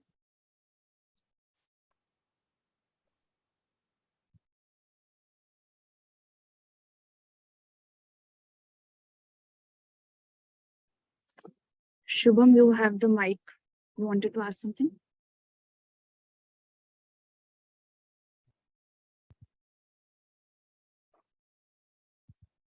Hello. Yeah, I can hear Can you hear me? Yes. Yeah, go ahead. Thank you, sir. Thanks a lot for this session and taking the time out. My question is, how do you anticipate and plan for future changes that may impact your organization's competitiveness and relevance? Yeah, I think at the heart of anticipating changes is, how do you create a culture of innovation in an organization, especially large organizations which has multiple functions and business units in a matrix setup? How do you continuously facilitate the noise that comes from the ground level is filtered to levels in the organization which can take decision? So in most companies, especially the large ones, it's the front line that actually has the best vantage point of listening to customers or consumers' pain points and frictions. Unfortunately, also in most companies, the frontline people are not the people who have the access or the resources to be able to work on those things, because the corporate boardrooms could decide strategy that disregards the friction or the noise the customer is facing. But how do you create mechanisms where you always hear what your customers are thinking about you, what your external customers, internal customers are thinking about you? How do you then bring in talent density within a company that allows what I call as reverse mentoring? Can a conventional company take up the challenge of being mentored by a young person because the young person has different skills and competencies that the senior leaders don't have. There's nothing wrong in a reverse mentoring. Supposing I want the board to be educated of the new ways of collaboration in terms of using tools. Can we get a smart engineer in the company to do reverse mentoring onto the board? So how do you then change the paradigm in a company that is always listening, which is very important to anticipate change? If you're not listening, you will not be able to change. Secondly, you have to somehow address the effect of cannibalism, which is why most companies died. I think somebody was mentioning Kodak, I was listening in. So many companies, Xerox was supposed to be the most innovative company once upon a time. Xerox studio in California was so thriving with innovation. The graphical interface, which Apple capitalized on, was invented by Xerox. Steve Jobs saw a graphical interface at work in Xerox studios. Xerox did nothing. Steve Jobs did something with that. So how do you make sure you don't cannibalize new ideas because it's going to eat into the bigger businesses? You have to be bold. So in Olam, we have founded Jiva, which is an AgTech platform. Olam also is in the AgTech business. But Jiva is completely ring-fenced. It's set up as a separate company. It can even compete with Olam one day. Right? So how do you make sure that you can fund, promote, listen to radical ideas and ensure that has the eyes and ears of leadership to take it to some stage? I don't know how many of you have seen Shark Tank. So I would encourage large companies having Shark Tanks within them, where you invite people to pitch for innovative ideas. You allot a budget, and the top 3 ideas, the top idea gets the budget funding, and then you pursue on the idea. So it's basically the innovation mindset that's very important. There is an article that I had authored for Forbes on this topic alone. If you have the time, please do read it. It's basically talking about why large companies lack innovation mindset and how we can create that. I would say if you do this, you will anticipate changes. And the best way to know about your customers, if you have heard of the concept of Net Promoter Score, which was coined by Bain Consulting Company. Net Promoter Score is about, the difference between positive influencers and the negative detractors. And it's very, very important for you to know how your customers think about it. The higher the NPS, you're in a much better situation, right? And in the NPS, you also have the middle category of people who are neutral, who really don't care. You have to convert all the neutral people into being positive enforcers for you. So understanding your customers, nurturing innovation by having approaches like Sharkland, reverse mentoring where there is new feed of practices and knowledge is going up to the corporate leadership. All these will help in some ways to anticipate changes happening in your business model, in your industry. Thank you, sir.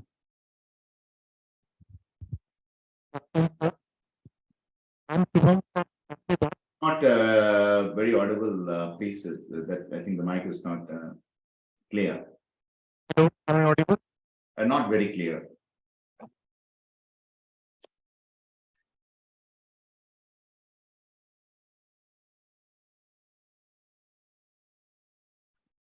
Hello, am I audible? Yes, it's now clear. Thank you. Good afternoon, sir. This is Shubham Kaldra from GMP batch. My question to you is, what sustainability framework does Olam uses, which translate your purpose into practice? We looked at 400 factors, more than 400 factors on ESG, environmental, social, and governance, that has relevance to our business model. Then we applied that to the 10 principles of UN Global Impact, and also to the 21 UN SDGs, Sustainable Business Development Goals, and mapped it and see what is relevant for us, what will we do, and then sort of crystallize that into saying that we will work for thriving communities, prosperous farmers, and regenerating the living world in a very in a simple way that people can understand. But technically, it is all related to several of the 21 UN SDGs under the principle of UN impact. That's how we look at that. And then we allow freedom to each business unit to formulate a program that meets their needs and their customers' needs. For example, coffee business in Olam has a program called Coffee Compass. Nut business has a program called Nut Trails. A dairy business has a program called Milk Matters. Right? So these programs, just the way the names are coined, is really make it appealing. What does it mean for dairy? Milk Matters. So what is their 3 year, 5 years, 10 years goal? Coffee Compass, what is Coffee Compass planning to achieve? Is it 100% traceability? Is it making sure 100% there is no forced labor and child labor? Or is it making sure you're measuring your carbon footprint and taking actions to reduce?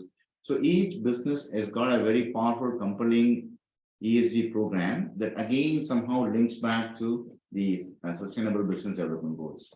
That's the framework that we adopt, we publish. We are one of the few companies which also publishes integrated impact statement where we measure and give a dollar value for natural, human, and social capital.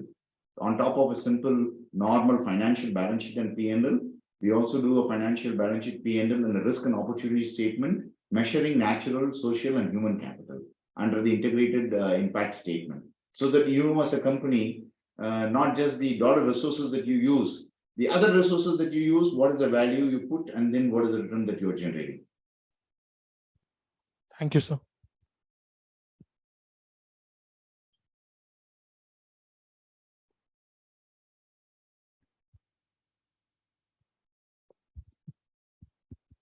Hello.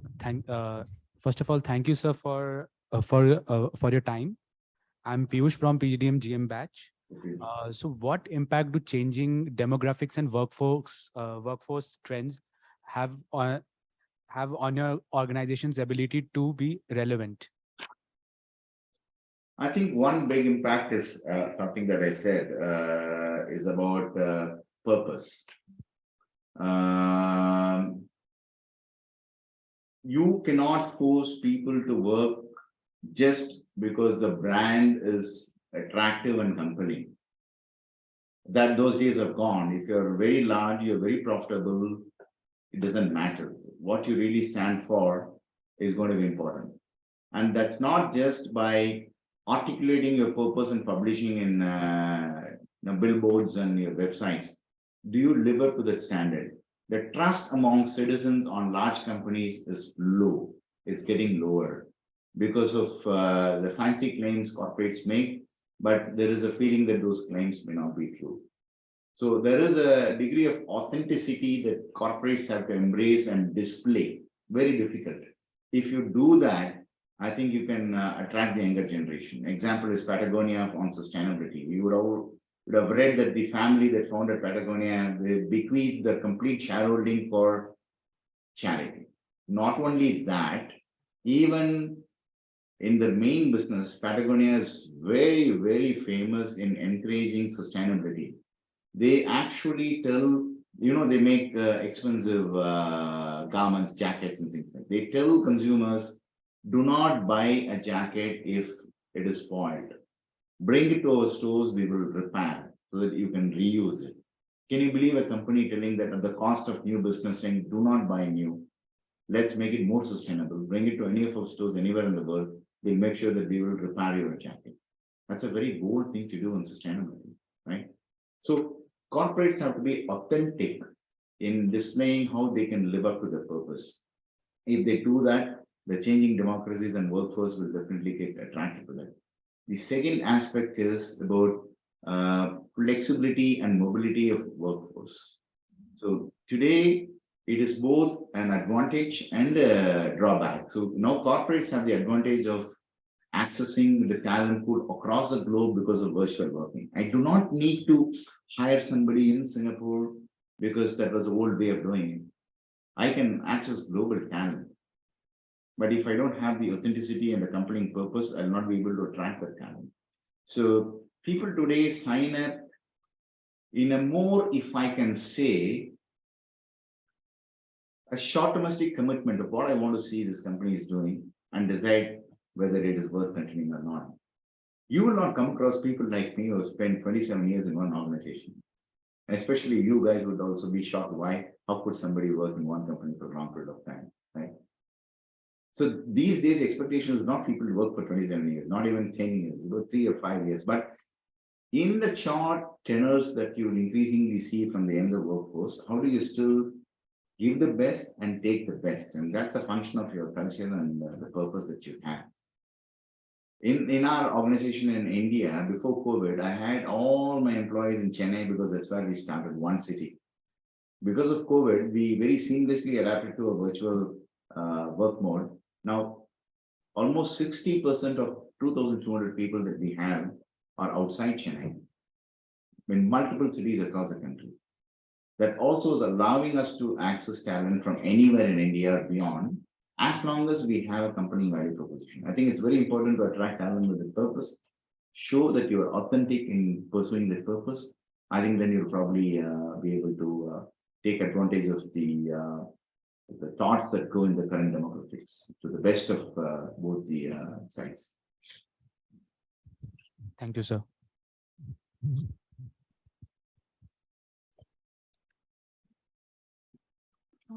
Do we have more questions? Yeah, Go ahead. Sanjana, I'll go next.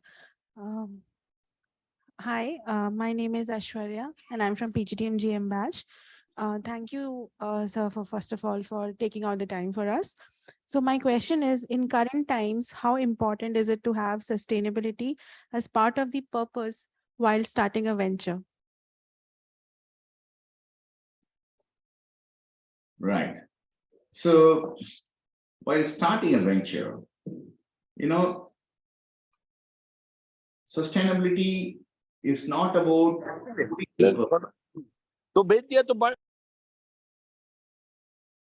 it is about, if you were to say start something in your garage tomorrow because you have a great idea, that it's an app that's going to provide a service, or you're going to make a product and supply it, and there is a market gap. In doing so, will you embrace principles of sustainability? That is important. So it is not that you have to bring in something on sustainability in your purpose, but you have to be able to talk to your stakeholders. You're raising money from me as an investor or somebody else, and you are pitching this idea. It's a great idea, but can you talk about the principles of sustainability you're bringing in and delivering that in your venture? If you don't have that, it will probably be presumed to be more short-sighted. So I would say it's not important to have words like we are going to do this great thing in the purpose and all that stuff. The purpose can just be something that reflects your product or business. But then is there a very clear, the next level, is there a very clear breakdown of how do you do that product or service? Are these practices sustainable? How can you link that to sustainable goals? Then you have thought through that. We are lucky in our business, we were able to say reimagine global agriculture and food system. Again, it's not sustainable, right? I am not saying there is no ESG word in there, but just the fact that reimagining global agriculture and food system is powerful enough. And I can say that we are reimagining in a way that is sustainable, in a way the food production is sustainable, in a way the farmers' lifestyles are sustainable, right? In ensuring that the growing population of the world is fed by this food production. So I think it's the principles of sustainability that you have to articulate when you're getting into a business, and not just making sure it is coming into purpose in some way. That is my opinion. Thank you, sir.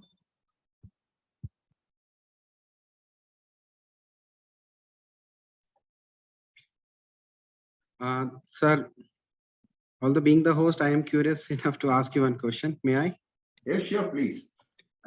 So, sir, in our course, we are also having an introductory course to sustainable development and corporate sustainability.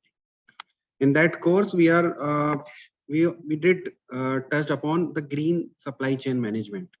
So, my question to you is, the incentive for the bigger company is very huge to work towards voluntary, greening of their supply chain management.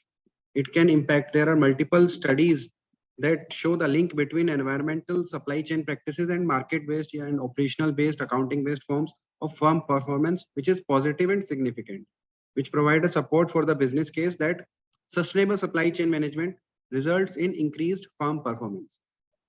But now coming on to the Indian context, my question is particular to the Indian context. So in India, the firms are very big firms are very less, and the market is covered by the MSME sector or the unorganized sector, the farming practices as well. So they are not very much educated and aware about the sustainable practices. And Olam being a complete supply chain involvement, including being a farmer, being a supplier, being a manufacturer, and an employer.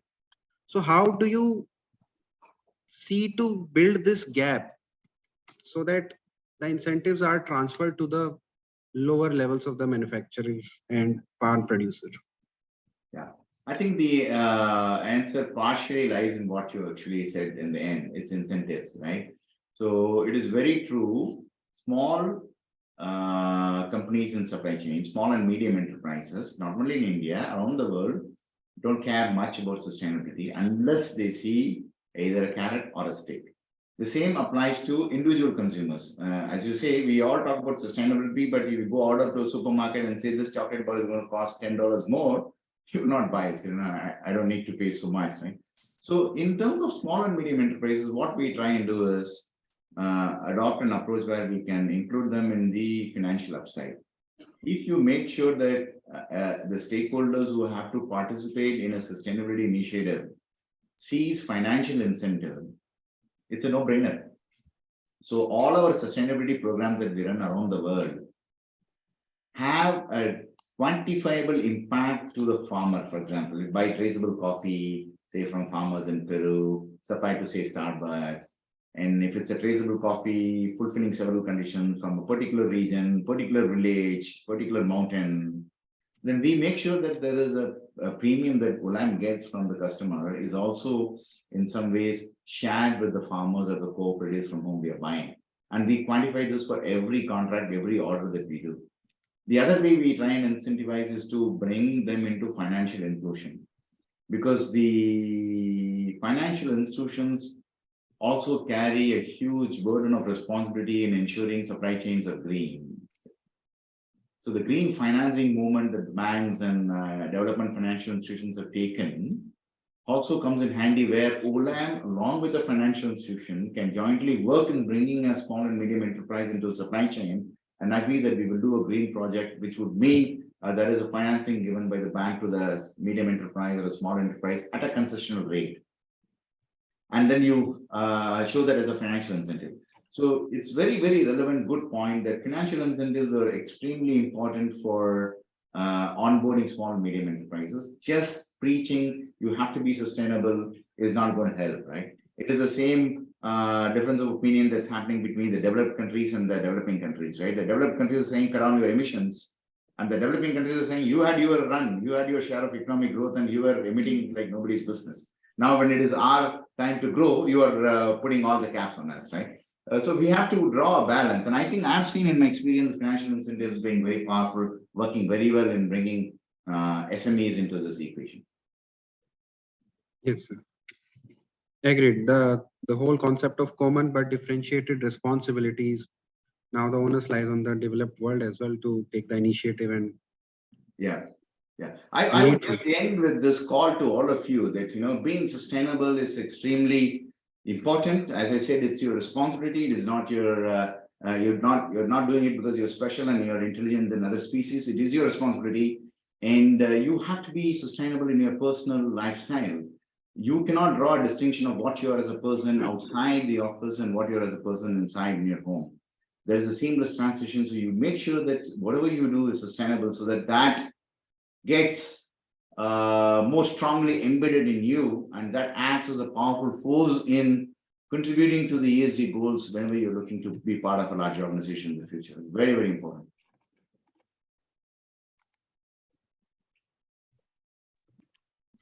Thank you, sir. That answers my questions. Thank you. Great. Thank you for taking time to listening to my Thank you so much. Thank you so much, sir. Since we are running out of time, let's wrap up the Q&A. Thank you, everyone. Mr. Suresh, I would like to take a moment to express my sincere appreciation for gracing us with your presence and sharing valuable insights with us today. We are grateful for the knowledge you have shared with us. I'm sure that everyone in the audience has gained a great deal of knowledge from your words, which are as exponential as technology in this era is. I absolutely agree that we should consider ESG as a powerful competitive differentiator than merely a risk mitigator. If we continue to consider it as a risk mitigator, then we'll continue to work in an incremental fashion only, and radical innovations comes with a change in mindset. Definitely, we're going to read that article as well. Why large companies lack innovation mindset. Many of us have taken managing innovation elective as well. So this is going to help us there as well. So thank you so much once again, and we hope to have the opportunity to hear from you again in the future. Thank you. Thank you so much, and all the best to all of you. Thank you. Bye-bye. Thank you, sir. Thank you. Friends, let's gather back post a break by 6:50.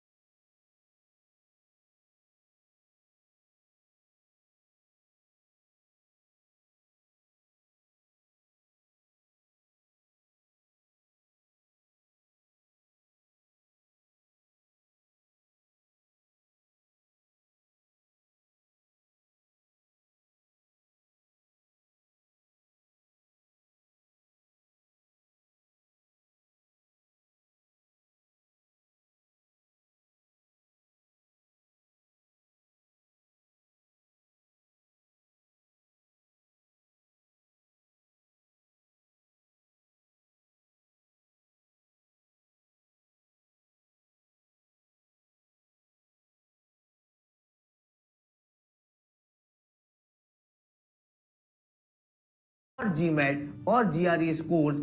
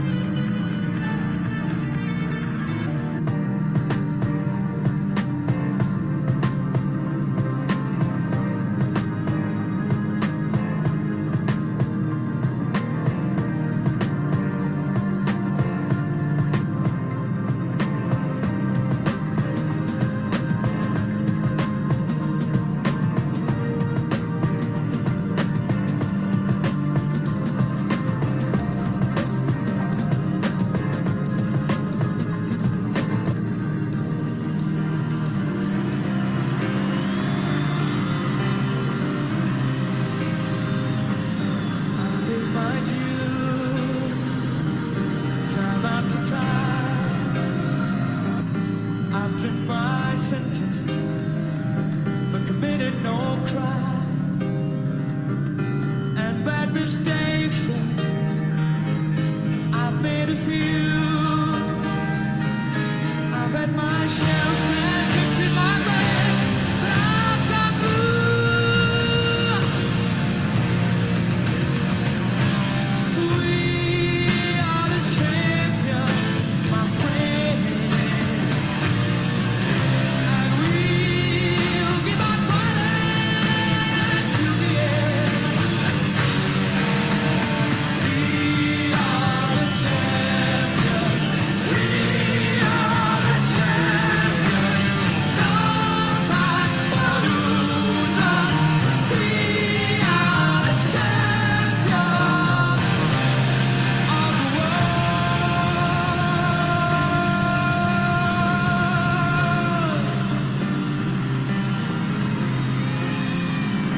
I've taken my vows, my curtain call. You brought me fame and fortune and everything goes. Well then, I thank you all. But it's been a better road place. No pleasure cruise. Considering our touch, the dollar rest.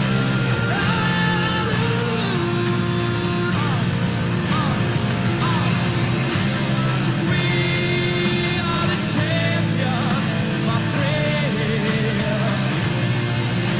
And we'll be back fighting to the end. Oh, we are the champions. We are the champions. No time for losers. We are the champions. We are the champions, my friend. And we'll keep on fighting to the end. Oh, we are the champions. We are the champions. No time for losers. We are the champions of the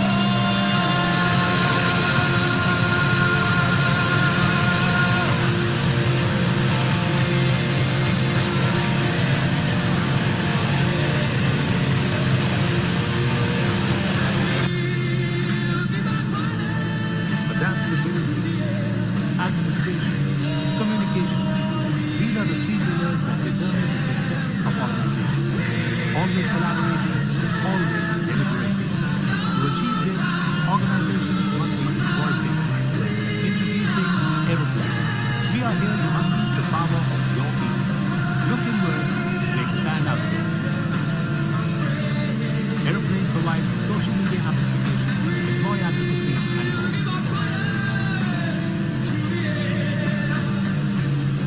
Effortlessly create an interconnected organization. Increase your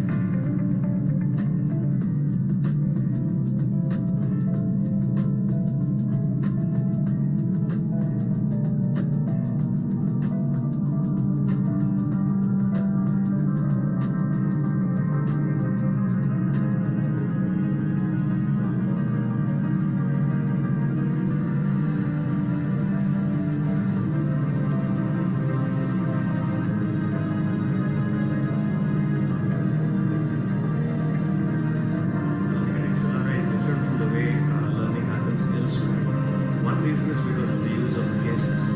We use cases to relate academic concepts with industry application. At XLRI, we focus on a management education framework that is integrative and offers students an opportunity to develop and pursue new ideas at the same time.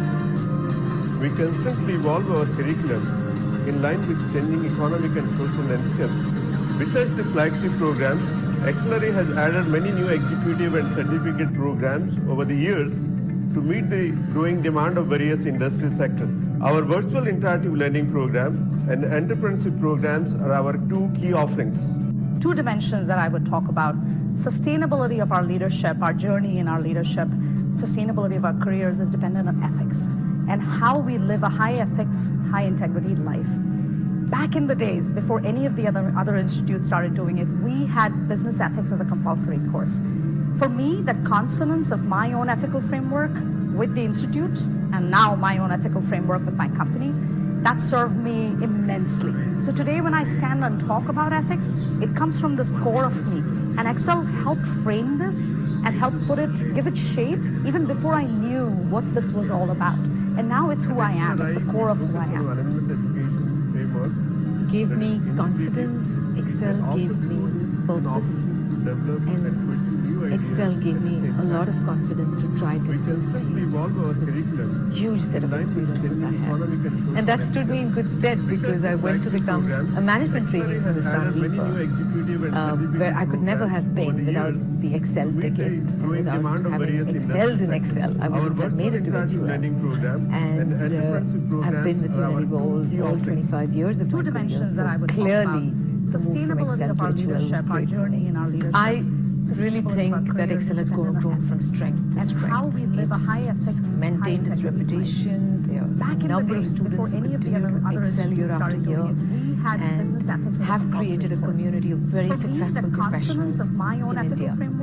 With the institute gone on to and sell now my own ethical disposable diapers to Indians who that served don't me even throw away the wrappers. So today when I stand and talk about ethics, it comes from the selling core pizzas to Italians, and Excel helped frame and now of course selling and helped shoes give it back shape in India. even before I knew Excel is what taught me the marketing, and now it's the who I consumer am, insight, all of that.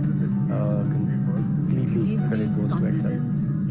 It built it from 1983 to 85, and it has helped me think about the society a lot more every day of my work And that stood me in good stead because I went to Excel become gave me a management experience for 2 years where I could in a never have community been living, without the Excel ticket. and I benefited a lot. I made some of my best friends there.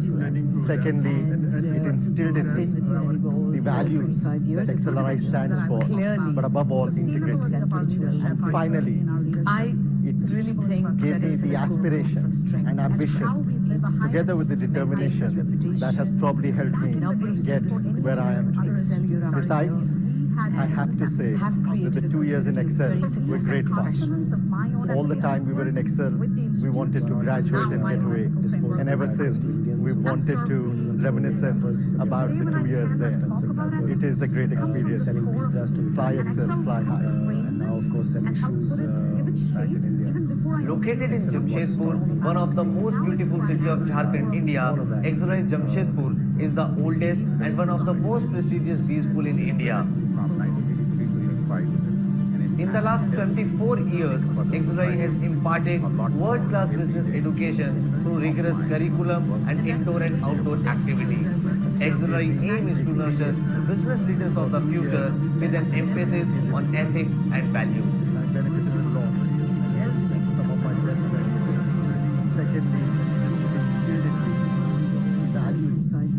PGDM GM is one of the most flagship program of XLRI, a 15-month full-time residential management program for business management. The program has received various prestigious accreditations including AMPA, AICTA, etc. Any batch incoming for this program has a minimum of 5 years of work experience and is richly diverse in experience. The 15 core subjects offered during this time include subjects from finance, economics, marketing, located in Jamshedpur, one of operations, city of Jharkhand, India, strategy, Jamshedpur business ethics, and sustainable development in India. XLRI has a unique pedagogy that has been developed over the years by expert faculty. The faculty are all PhD holders who have completed their fellowship program from premium institutes in India or abroad. The placement drive for XLRI's 15-month flagship program for 21-22 cohort was a resounding success with 100% placements achieved. The batch comprised 114 finest handpicked talent, out of which 112 opted for the placement process, each of whose aspiration was met as the part of the endeavor to accomplish stellar placement. So who is eligible to apply to this program? Candidates must hold a recognized bachelor's degree of a minimum of 3 years of duration in any discipline with at least 5 years of managerial or supervisory experience by March 31, 2023. PGDM GM program, candidates may choose to apply through ZAT23 or GMAT or GRE schools. Operation strategy, business ethics and sustainable development. XLRI has a unique pedagogy that has been developed over the years by expert faculty. The faculty are all PhD holders who have completed their fellowship program from previous institutes in India or abroad. The placement drive for XLRI's 15-month flagship program for 21-22 cohort was a resounding success with 100% placements achieved. The batch comprised 114 finest handpicked talent, out of 112 opted for the placement process, each of whose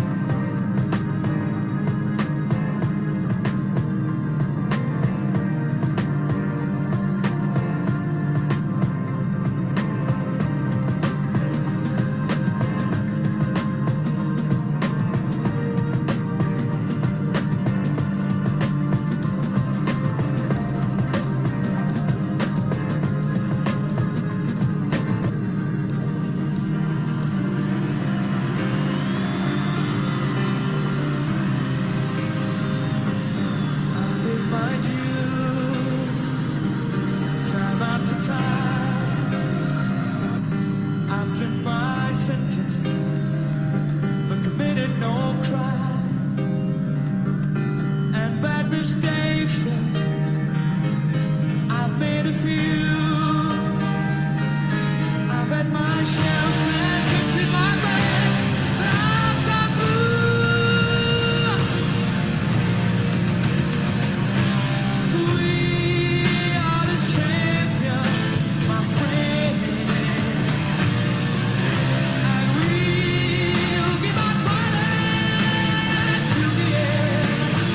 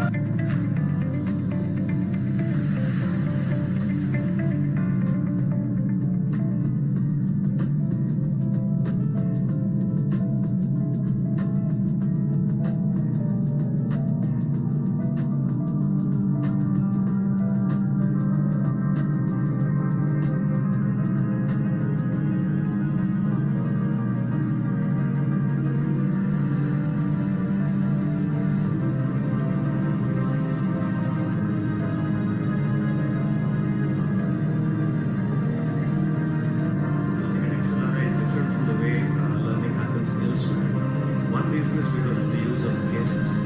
We use cases to relate academic concepts with industry application. At XLRI, we focus on a management education framework that is integrative and offers students an opportunity to develop and pursue new ideas at the same time. We constantly evolve our curriculum in line with changing economic and social landscapes. Besides the flagship programs, XLRI has added many new executive and certificate programs over the years to meet the growing demand of various industry sectors. Our virtual interactive learning program and entrepreneurship programs are our two key offerings. Two dimensions that I would talk about: sustainability of our leadership, our journey in our leadership, sustainability of our careers is dependent on ethics and how we live a high ethics, high integrity life. Back in the days, before any of the other institutes started doing it, we had business ethics as a compulsory course. For me, the consonance of my own ethical framework with the institute and now my own ethical framework with my company, that served me immensely. So today when I stand and talk about ethics, it comes from this core of me. And Excel helped frame this and helped give it shape even before I knew what this was all about. And now it's who I am, it's the core of who I am. Gave me confidence, Excel gave me purpose, and Excel gave me a lot of confidence to try to fulfill huge set of experiences I have. And that stood me in good stead because I went to become a management trainee from Istanbul, where I could never have been without the Excel ticket, and without having excelled in Excel. I wouldn't have made it to HUL. And I've been with Unilever all 25 years of my career, so clearly Sustainability of our leadership, our journey in our leadership. I really think that Excel has grown from strength to strength. How we live a high ethics, maintained its reputation. There are a number of students who continue to excel year after year and have created a community of very successful professionals in India. With the institute and now my own ethical framework with my company. To Indians who that served don't me even throw away the wrappers, forget so today when I stand and talk about ethics, it comes from the selling core pizzas of to me. Italians, And Excel helped frame and now this of course selling and helped shoes give it back shape in India. even before I knew Excel is what this was taught all me the about. marketing, And now it's who I consumer am, the insight, core of who I all am. of that completely credit goes to Excel. Built it from 1983 to 85, and it has helped me think about the society a lot more every day of my work And that stood me in every day good of my stead life. because I went to Excel become gave me a management experience for 2 years where I could in a never community have been living. without the Excel ticket. And I benefited a lot. Having I excelled in made Excel, some of my I would best have friends made it there. to HUL. Secondly, it instilled in me the values that XLRI stands for, but above all, integrity. And finally, it really think gave me the aspiration and ambition, together with the determination that has probably helped me get where I am today. Besides, I have to say that the 2 years in Excel were great fun. All the time we were in Excel, we wanted to graduate and get away. And ever since, we've wanted to reminisce about the 2 years there. It is a great experience. Fly Excel, fly high. And now of course selling shoes back in India. Located in Jamshedpur, one of the most beautiful city of Jharkhand, India, XLRI Jamshedpur is the oldest and one of the most prestigious B school in India.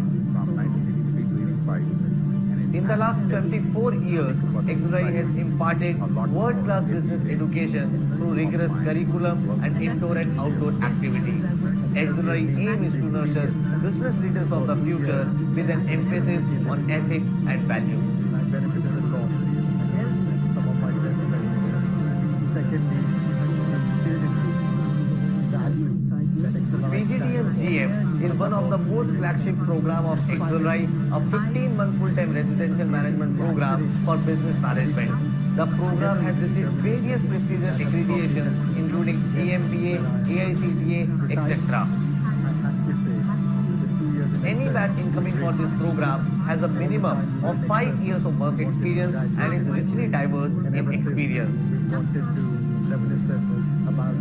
The 15 core subjects offered during this time include subjects from finance, economics, marketing, located in Jamshedpur, one of operations, strategy, is the business ethics and sustainable development in India.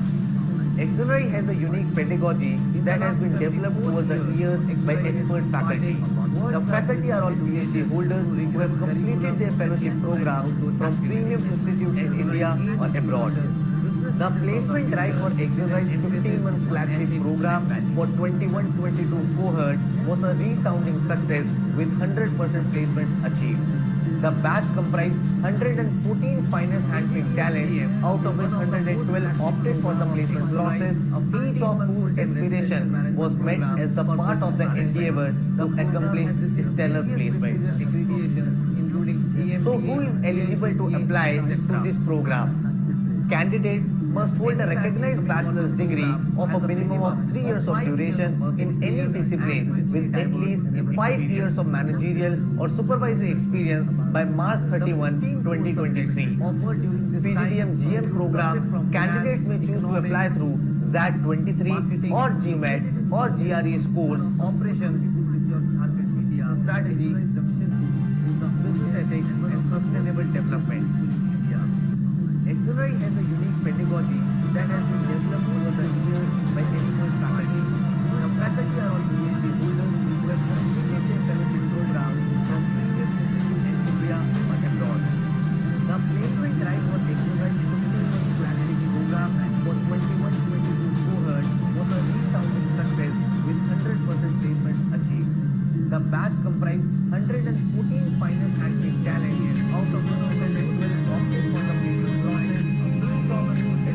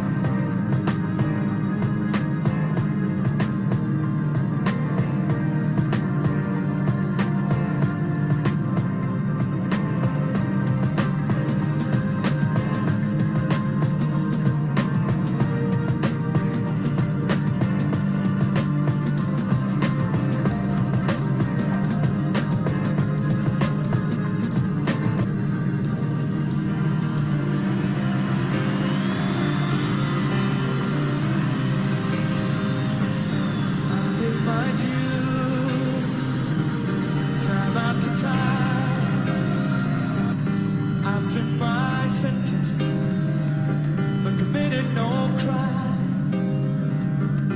And bad mistakes, I've made a few. I've had my share of seconds in my best lifetime blue. We are the champions, my friend, and we'll give our fighting to the end. We are the champions. We are the champions. No time for losers. We are the champions of the world.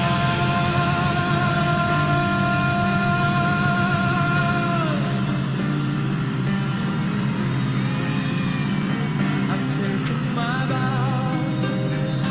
That's my cooking call. You brought me fame and fortune and everything goes. Well then, I thank you all. But it's been a better road. No pleasure cruise.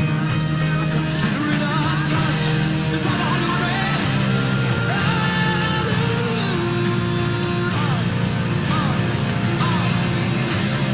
We are the champions, my friend. And we'll be back fighting to the end. Oh, we are the champions. We are the champions. No time for losers. We are the champions. We are the champions, my friend.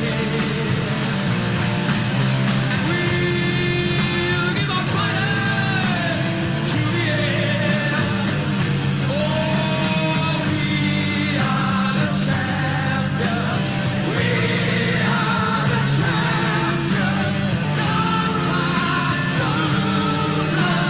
We are the champions of the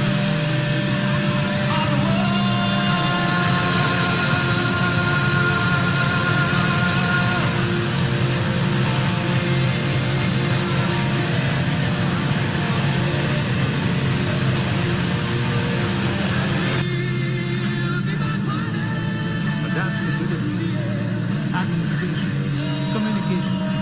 These are the three pillars that determine the success of organizations. Always collaborating, always deliberating. To achieve this, organizations must be voicing. Introducing Aeroplane. We are here to unleash the power of your people. Look inwards to expand outwards. Aeroplane provides social media amplification, employee advocacy, and more.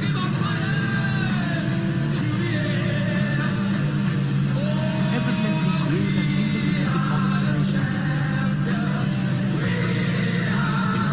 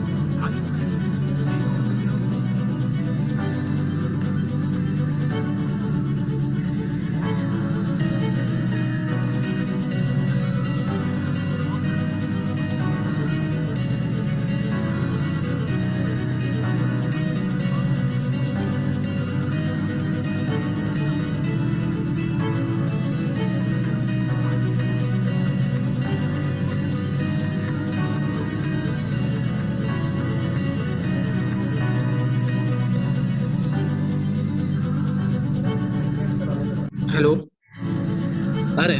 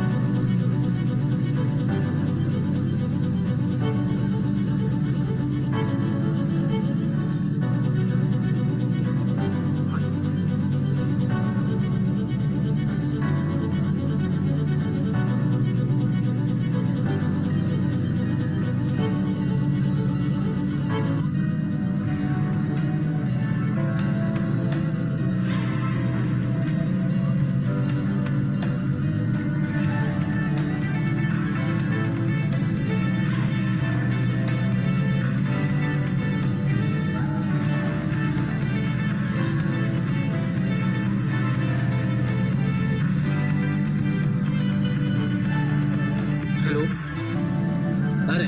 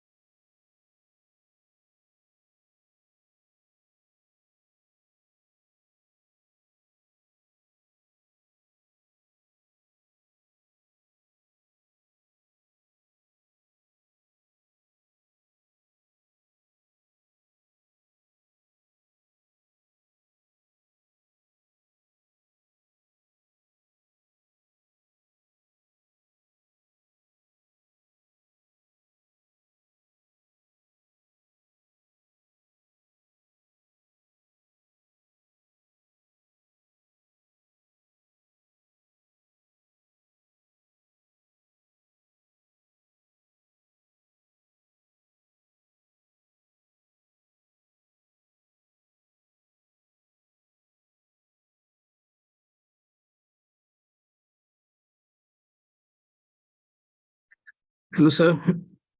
Hello, Sunil, sir. Good evening from XLRI, India. Probably you will be sitting and there will be morning, I think. So you are on mute.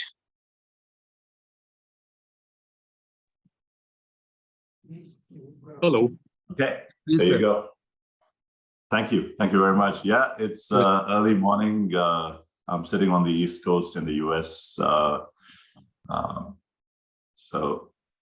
Hi, Malik. It's good to meet you here. Hello, sir. Good evening. Hello. And Good good evening. afternoon to you as. Good afternoon. Hey. So we'll just we'll start in 4 to 5 minutes. Let's other join as well. Perfect. Absolutely. Sure.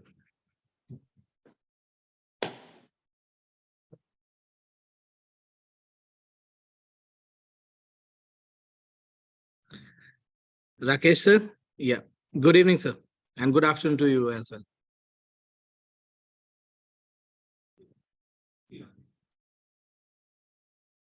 As a preference of not using his video. Can you see me? Yes, sir. Good evening and good afternoon. Yes. Good afternoon. Hey, you bright and strong, Rakesh. Yeah, it's a bright and sunny day in Cheltenham. Nice. So we'll start in 3 minutes. Okay. Perfect.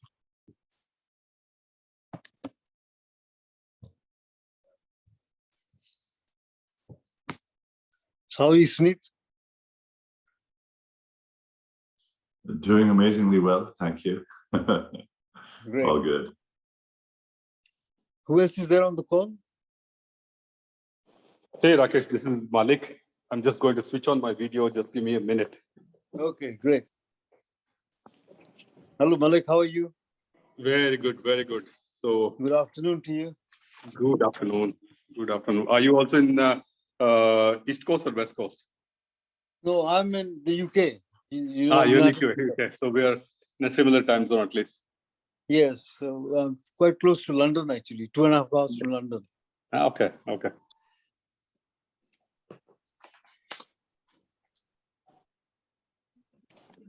Hi, everyone. Hi, Sarab. If everyone is here, shall I kick off this panel discussion?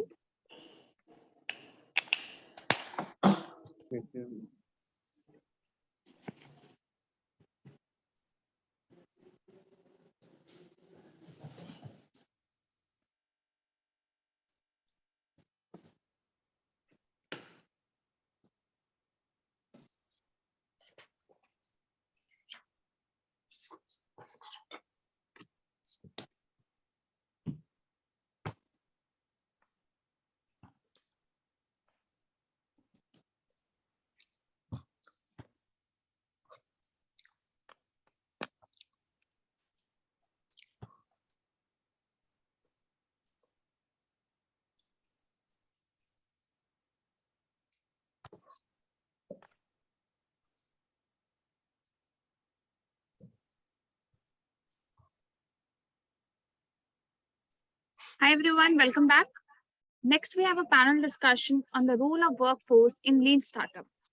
Rightly said by the legendary business strategist Peter Drucker, who said, the most valuable asset of a 21st century institution, whether business or non-business, will be its knowledge workers and their productivity.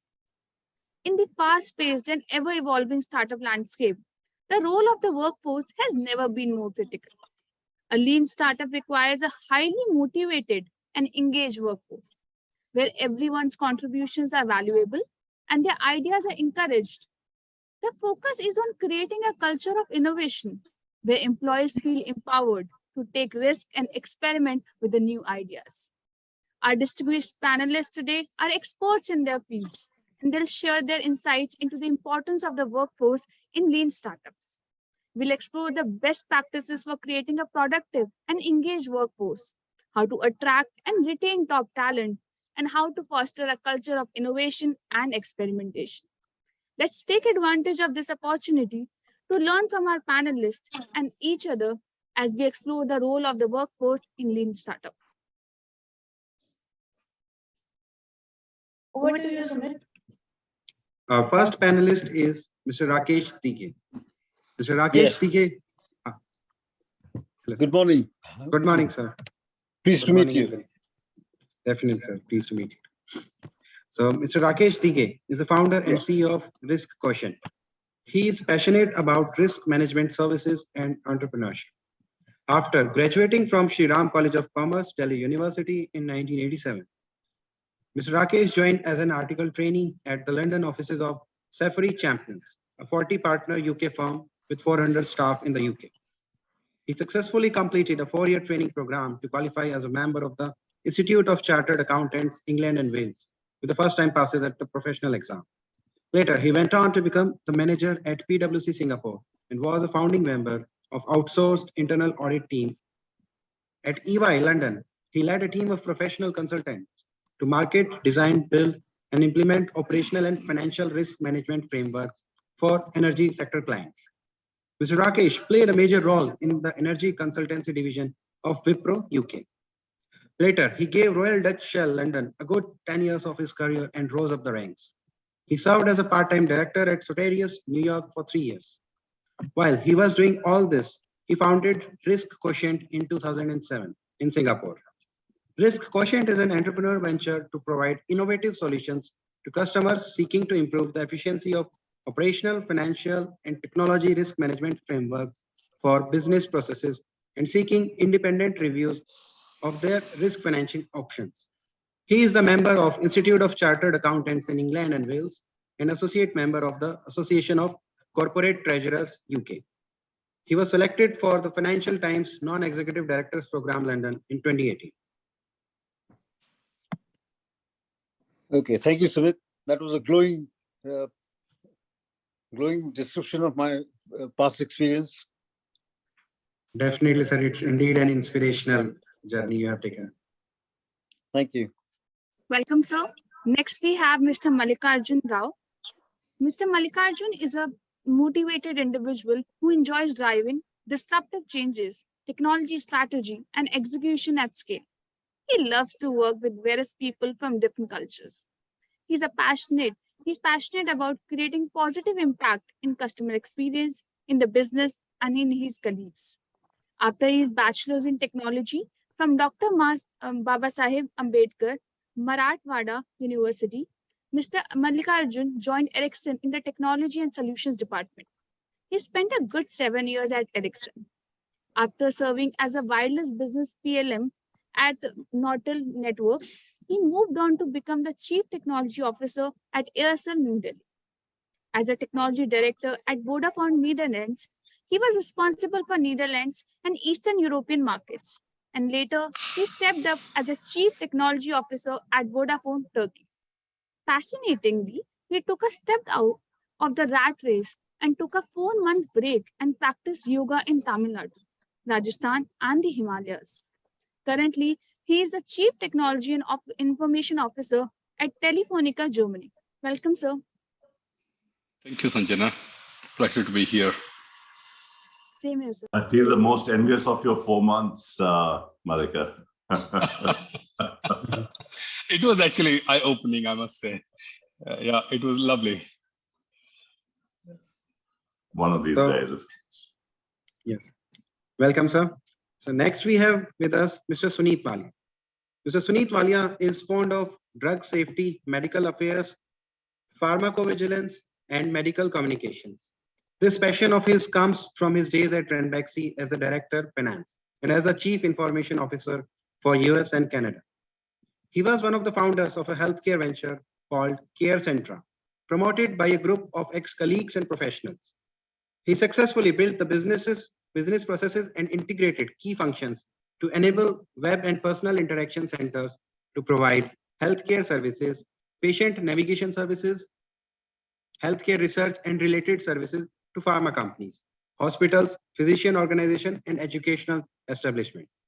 Later, he went on to become one of the founders of APCER group of companies.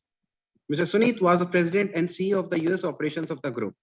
APCER Life Sciences provides drug safety, pharmacovigilance, medical information, medical and clinical affairs services, and regulatory services to clients in the Americas, Europe, and Asia. Currently, he is excited to lead an amazing team at Soterius that is transforming how we support patient and healthcare professional-centric decisions in safety and medical affairs. We welcome you, sir. A warm Thank you very much. welcome, sir. Thank you. The moderator of the panel is Mr. Sarab Faraz, SHRM Senior Certified Professional with more than 5 years of rich experience in varied HR roles in India and abroad. Led digital transformation project for Emirates India with respect to HR system strategy creation, system selection, stakeholder alignment, and implementation apart from talent management and OD interventions. Currently, Sarab is a student and a member of the placement committee at XLRI Jamshedpur. Welcome, Sarab, and over to you. Thank you, Sanjana. Thank you, Sumit. It's indeed an honor to moderate this session with Mallikarjun sir, Sumit sir, and Rakesh sir. It's really, we are privileged to have you here, sir. You have taken time out of your busy schedule and you are being present here. So we'll, once okay, we'll be moving ahead with the session. Yes, that's great. Yeah. So in the fast moving world of lean startups, the workforce is the engine that drives innovation, growth, and success. With limited resources and a focus on efficiency, each team member is expected to be agile, adaptable, and customer-centric in their approach. They must be willing to take ownership and accountability for their work, wear multiple hats, and work closely with others to deliver value to customer through rapid experimentation and iteration. However, building and managing a lean workforce is not without its challenges. The demands of a lean startup can lead to employee burnout and demotivation, while a lack of resource can make it difficult to promote employee retention and professional development. Additionally, ethical considerations such as diversity and inclusion and also balancing cultural fit with a skill set are all critical issues for lean startups. In this panel discussion, we'll explore the strategies and best practices necessary for success in building and managing a workforce in a lean startup. We'll discuss how to promote a culture of experimentation and risk-taking while still maintaining a productive work environment, how to ensure that each team member take ownership and accountability for their work, and how to maintain employee engagement and retention. We'll also explore ethical considerations such as diversity and inclusion and continuous learning and professional development. Our panel of experts will share their experience and insights into the challenges and opportunities of managing a lean workforce and provide a practical advice for overcoming the obstacles that come with it. By the end of this session, you'll have a better understanding of the critical role that the workforce plays in the success of a lean startup and the strategies necessary to build and manage a high-performing team. So I'll ask the expert to touch upon the topic of the role of the workforce in lean startups and how lean startups are different from traditional startups. Mallikarjun sir, if okay, we'll start with you and followed by Rakesh sir and then Sunit. Perfect. Look, I think when I'm listening, right, it's whether it is lean startup or a large organization. When I'm working for a company which is more or less telecommunications, and we're completing 100 years of existence, right? So the need of the hour, particularly in any industry across the board, is agility. When you look at agility, what does agility means? Agility means discipline. Like, for example, starting with a ritual, everyday stand-up meetings. Once you have these kind of rituals, transparency comes in. So transparency is, to a large extent, it's little easier in a lean startup versus a large organization. Large organization has the challenges of the bureaucracy, the processes. People, 80–90% of the people in a large organization will be working in the process, but you would expect the startup kind of mentality of people who work on the process. So working in the process, working on the process. I think this is how you start distinguish so it's basically personal agility. It's more of a mindset. Agile is about mindset. It's not about anything else, right? The moment Agile is implemented in organizations, startups, as well as large organizations, your competence, basically the value what you're going to bring on the table will become significantly important. And everybody knows in the industry today that not everybody, when you don't want the jack of all trades, master of none. So that is the difference in an agile, a small startup or a lean startup, where you got to bring in the competence. You can't be just kind of a manager in the transition. So these are the few differences which I see right across different countries. Then competence. I think the second most important thing is culture. Culture beats all. Right, and that is when you have the processes like agile, you have the mindset of agile comes in. You start democratizing the cultural attributes of any organization or any country's specific attributes. Yeah, happy to add on as Sumit and the colleagues get on with some more thoughts. Thank you, sir. Rakesh sir, over to you. Your thoughts on it. Yes. Okay, my thoughts on it is this. Let me give you an example of my company, Risk Quotient, which I set up in 2007. When I was up until that point, I'd worked for very big organizations like PwC and Shell, Royal Dutch Shell Petroleum. And I was used to big organizations with very organized departments, processes, systems, processes, and people with very well laid out HR functions and all that. So when I started on my own, I realized that I was a one-man band. And I had to do everything from finance, accounting, market business development, product development, software, liaising with the software team and all that. So it was quite a challenge. And I had to multitask all the time. But then I made a very good decision and I hired a gentleman called CK, who is our lead of the Global Delivery Center in India. And he then assembled a team and he handpicked people he'd worked with before. So I think it's important to get the right people in the right place, right jobs. And it's quite a challenge as a lean startup because we had low overheads, very low overheads. We kept the overheads very low. So we would work from home, for instance, or work from Starbucks. And so there was no office space as such. We had a rented office space with Regis or somebody, but that's about it.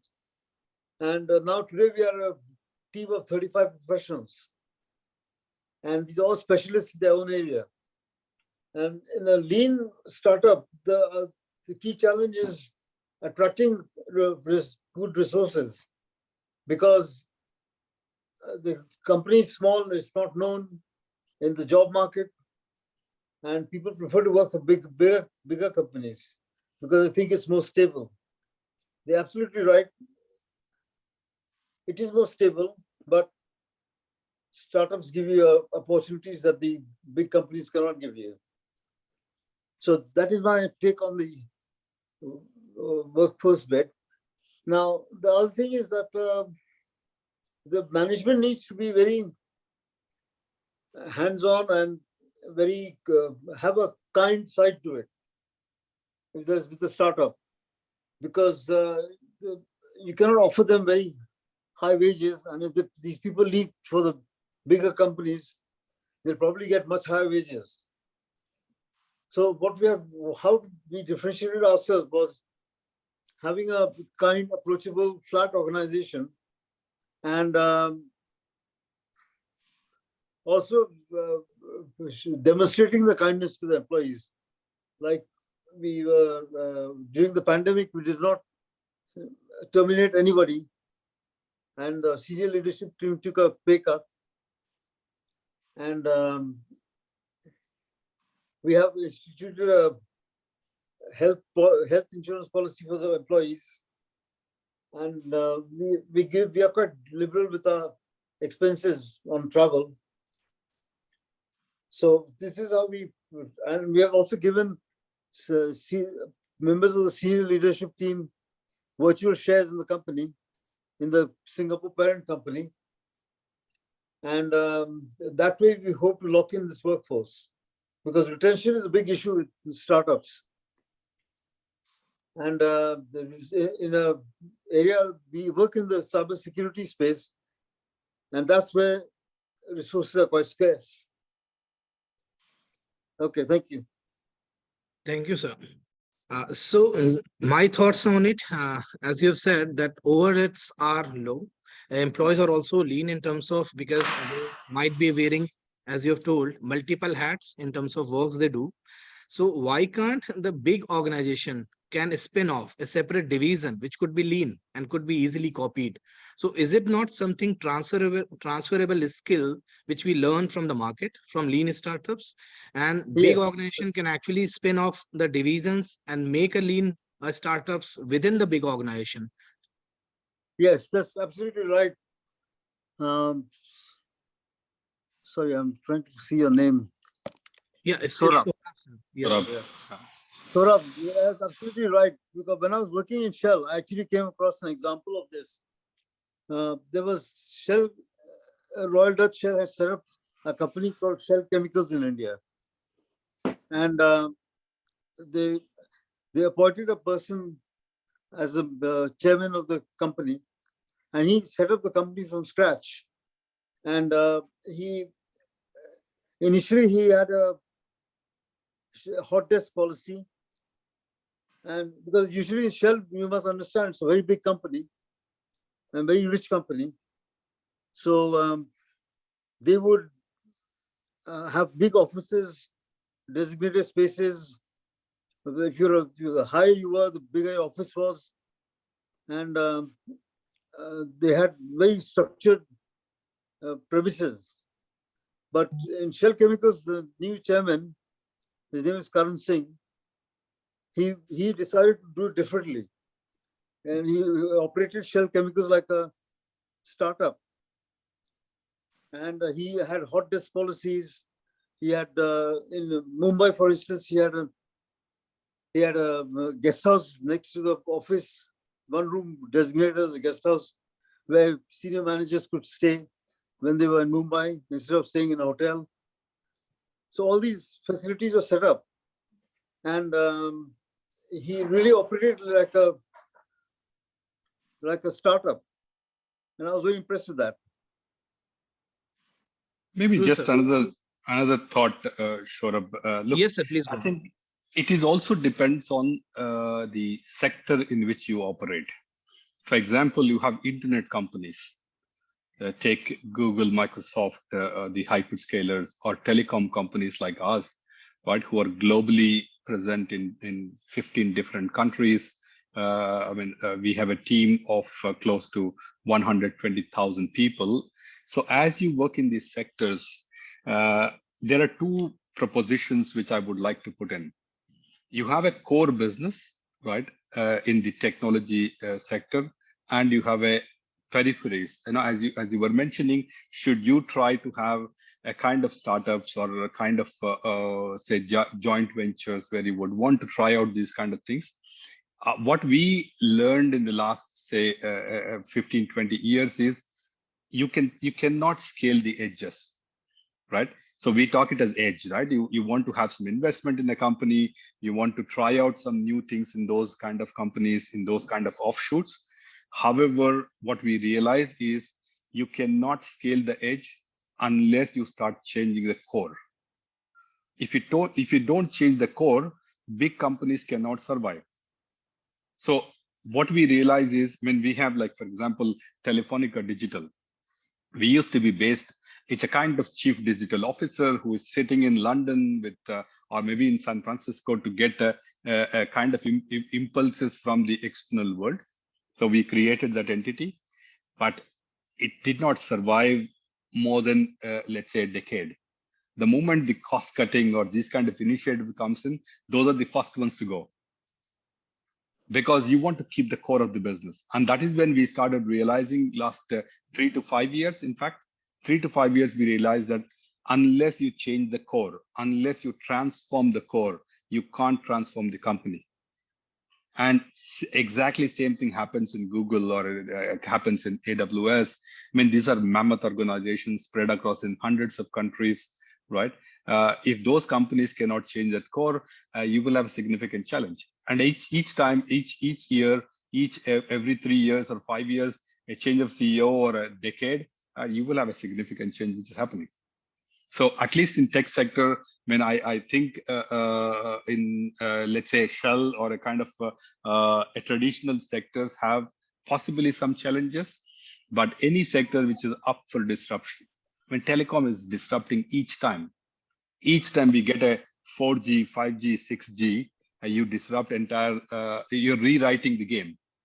So the more you rewrite the game, the need of the hour is change the core or transform the core to transform the company. Of course, you will try out the edges. You will try out some startups. You will try to look at what's happening around the world, and then try to bring in those people to help you to change the core. That's how I see it.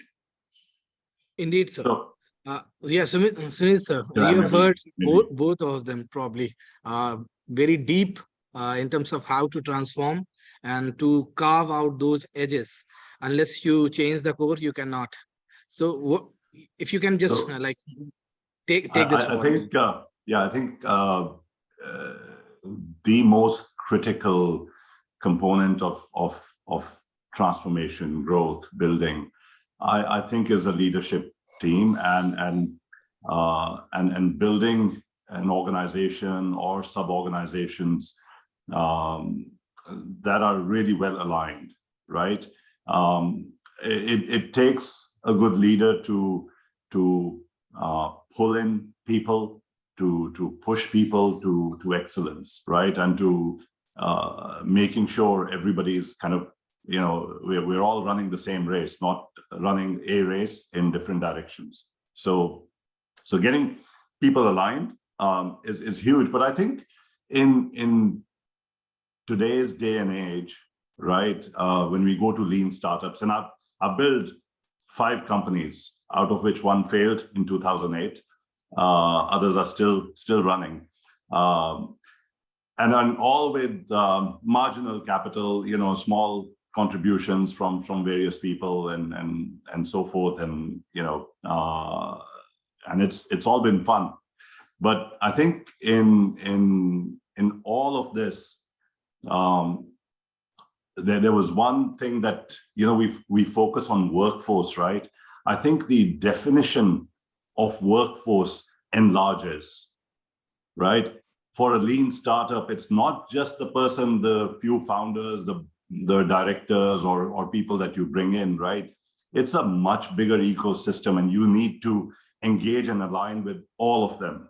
So your workforce definition goes broader to people who are maybe brought in as consultants, maybe they are contractors and business partners. So you start to widen and broaden your ecosystem, because you alone cannot go and maybe deliver a solution or whatever product or service you're selling to a large market, right? You're constantly seeking to sell, right? Everyone, I think, in a startup also becomes a salesperson. I feel you're all engaging as somebody who's selling your company's product or service, but the ecosystem is much bigger, and it broadens, especially in lean startups, because you don't have the funds to maybe hire in the best CTO or hire in the best top HR person. And we've done this. I've done this. We bring in consultants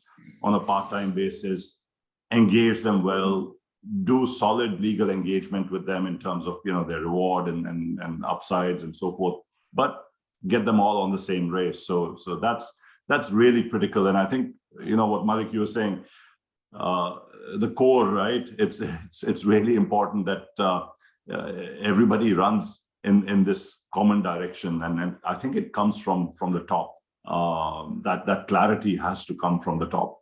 It's you can throw a lot of people, you can throw a lot of projects together, but I think that kind of overall direction setting, vision setting, I think is very critical for any group to work well together. Thank you, sir. Yeah, and you have rightly said that everybody is a salesman in the startup per se. Extending the very same idea, sir, on skill, knowledge, and ability. So what skills and qualities are essential for employees to have in a lean startup environment, and how the role is different from the workforce in conventional startups? Just your thoughts on it, sir. We can start with you, Sunit, sir. Oh, it's very simple. I think in a lean startup, you cannot work in silos. You don't have defined roles, right? So you can't have a person who is director of, I don't know, sales or something, and all she does or he does is just that. I think you have to find people who are willing to multitask, wear different hats. That's just given, and it is not that everybody comes equipped with that. So the mantra is not to say, oh, you will find a people of you'll find and build a team of X many people who are all multitaskers and so forth. I think you have to nurture, right? You have to bring people to that level and perhaps push them beyond their boundaries that you will find in a more structured organization where where hierarchies are very well defined, roles are very well defined. But I'll give you one example going back to my own kind of career. When I joined what was Ranbaxy, now through various transitions it's Sun, but my CEO, my chairman, he basically gave you a lot of leeway to do things beyond your role. And then my boss used to say, so I was financial controller, and he used to say, Sunit, you spend 10% of your time doing the finance work and 90% of it goes into everything else, right? So you can have leaders who enable you to go and do things, fix things, collaborate with other people, build systems in the organization. So you can actually, in large organizations, also have these kind of pockets where you are enabled and you can work across your own functional boundaries, right? But in a lean organization, in a startup, that's required. It is absolutely required that people should be able to wear different hats and go beyond their own kind of comfort zones. I think it's beyond their functional competence and knowledge. It's actually kind of taking people out of their comfort zones and having people engage in the overall ecosystem of the organization. Thank you, sir. Rakesh, sir, if you have anything to add upon it. Yeah, certainly. I think Yes.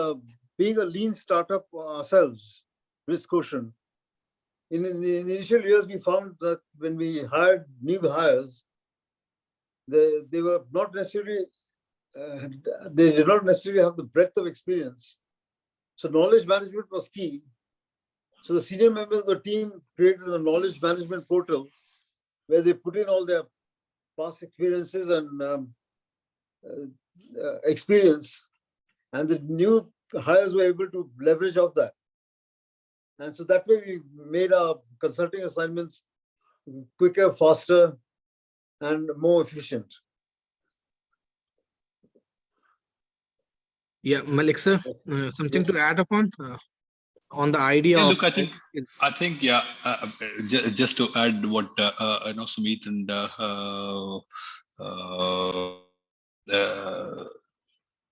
what the name Rakesh mentioned. Yeah, Rakesh mentioned.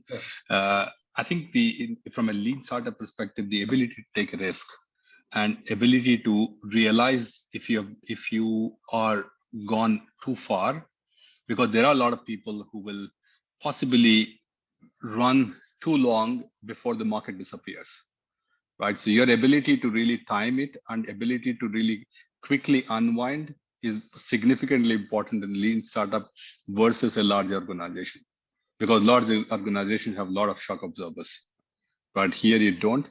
But then how quickly you realize, as Sunit was saying, he had already done 3 or 4 startups where one startup possibly have a challenge, rest of it works. But when do you close it? when do you time it, and then when you make the decisions, and that becomes significantly important, I guess, from a people ability to take the risk and ability to close if it is not working, because you can't keep on tinkering it. Yeah. Thanks, sir. Extending on the same, Comment. yeah. I'll delve on innovation because this is what actually defines lean startup. So how can the workforce in a lean startup actually balance the need for innovation and the need for stability and consistency? As the place of innovation could be daunting for some employees. So how to balance these two dichotomy? The stability and the consistency and the innovation. So we can start with maybe. Yeah, Malik sir, yeah, please go ahead. Yeah, look, I think for me, it's extremely challenging because you don't have really, you buy into an idea in the lean startup and you can't keep on trying 10 different ideas, right? You take one idea, one initiative, it's about executing the idea, to where you go and make it towards the customer. So the time to market becomes significantly important, at least in the lean startup, versus a large organization where you can do several initiatives, right? If I'm running a 2 billion kind of P&L, I have ability to do at least 10, 20 different ideas, different initiatives, and in which few things can fail, you still can absorb. But I think that's what I think is a big difference. I have a program called Vaira, which we do globally for all the startups. We keep funding them. We keep going and trying out new ideas. That's where I realize the pace at which you need to move is significantly faster compared to a large organization. Rakesh sir, want to add on the idea to build the stability in innovation consistency? Yes. Innovation has to be a central theme for startups in everything that they do, because our mantra, corporate mantra for risk quotient has been think, learn, and innovate. So we encourage innovation across the board, and all our 35 employees are encouraged to participate in innovation workshops where we generate ideas on how we can do things quicker, faster, and make our clients happier. And out of these workshops, the ideas have come up, even a contribution by the junior members of the team, where we have then taken it up to the next stage, depending on availability of funds and all that, and the complexity of the task at hand. So in that way, we have we have hit a nice niche spot, because we are in cyber security consulting and business continuity management. So the consulting arm then realized that there was a big market in cyber insurance, for instance. So then we worked with various clients and staff, even junior staff, to come up with a cyber risk quantification tool. And that is proving to be a big success, because we have signed up a couple of customers in Mumbai, and we're also signing up a customer in Delhi, and there's interest from customers in Hong Kong and other places.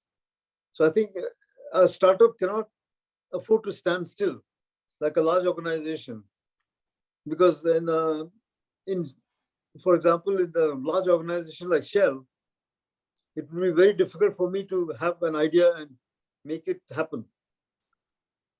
Whereas in a startup, we're much more flexible, much flatter organization.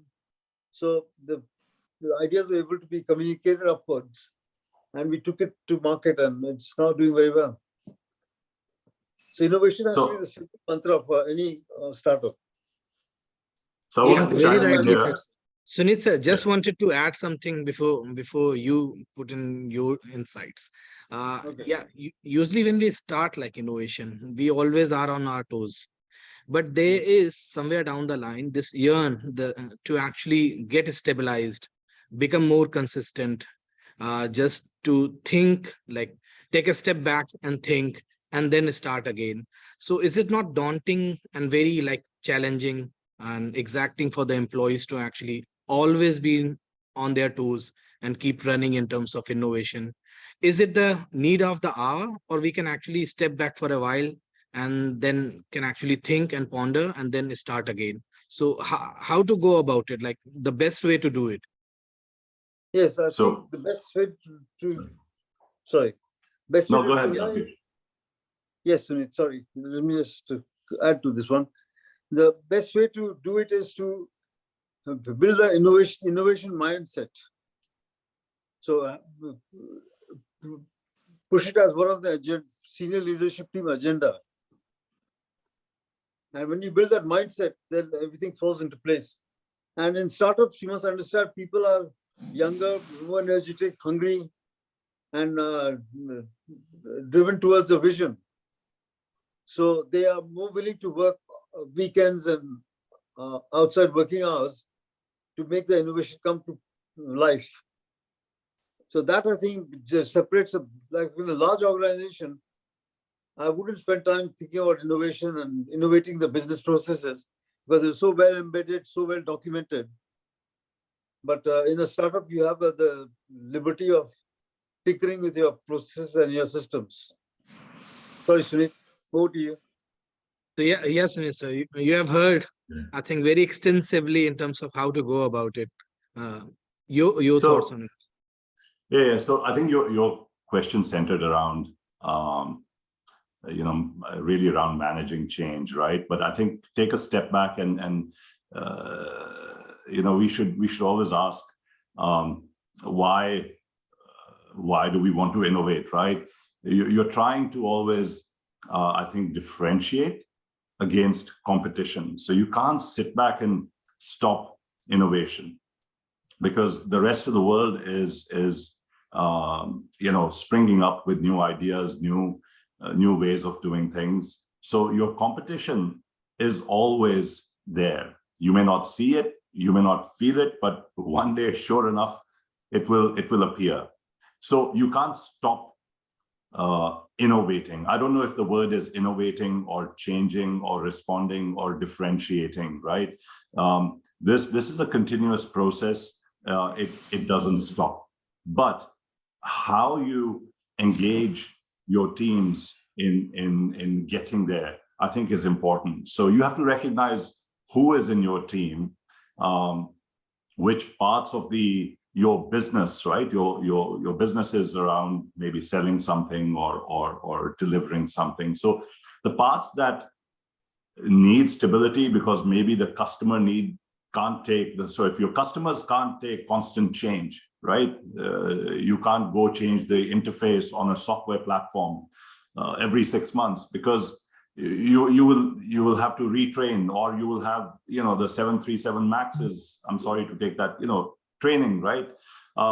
So you have to think about where you need to bring in change, where you need to keep things steady and stable, but recognize the fact that the world around you is really finding different ways of doing things in a better way. So I think this whole constant, people say, what do you worry about? I think you have to always worry about what a potential competitor is going to do. And then take parts of your business, take parts of your team to driving that change and then taking it to others. So you have to sense, where you are going to change and what you're going to change. That's very critical. You can't just innovate for the sake of innovating, but you have to stay ahead of the curve. You just have to stay ahead of the curve.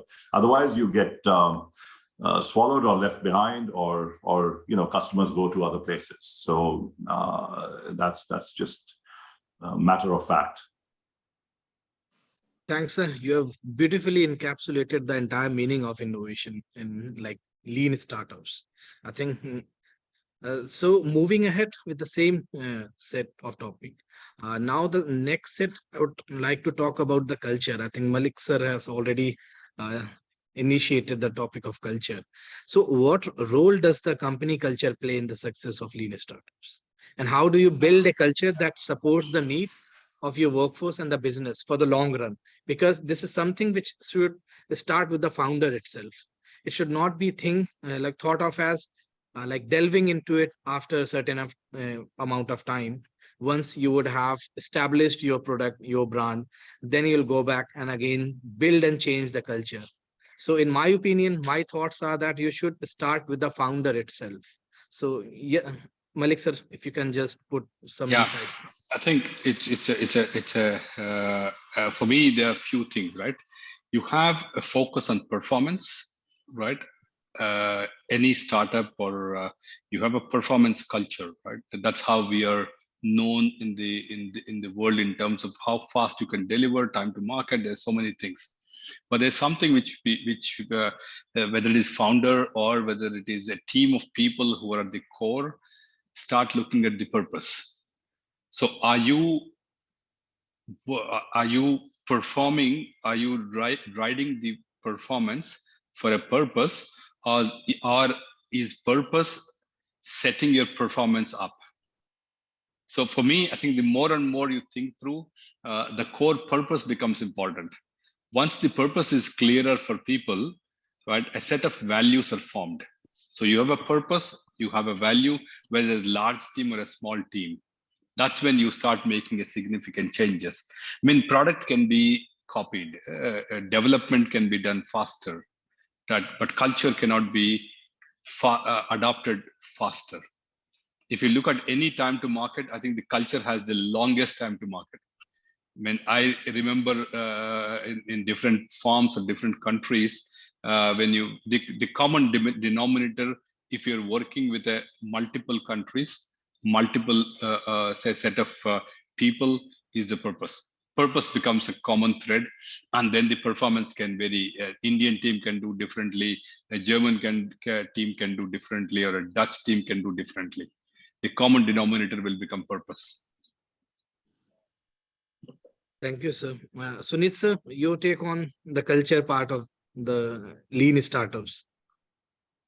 Yeah, I think, Malik has captured it really well, right? Look, I want to go to maybe a reality check on culture, right? So there are often times you will find that you bring in people into your team, either for a competency or for the knowledge or some particular expertise they bring, and they don't work well together with others.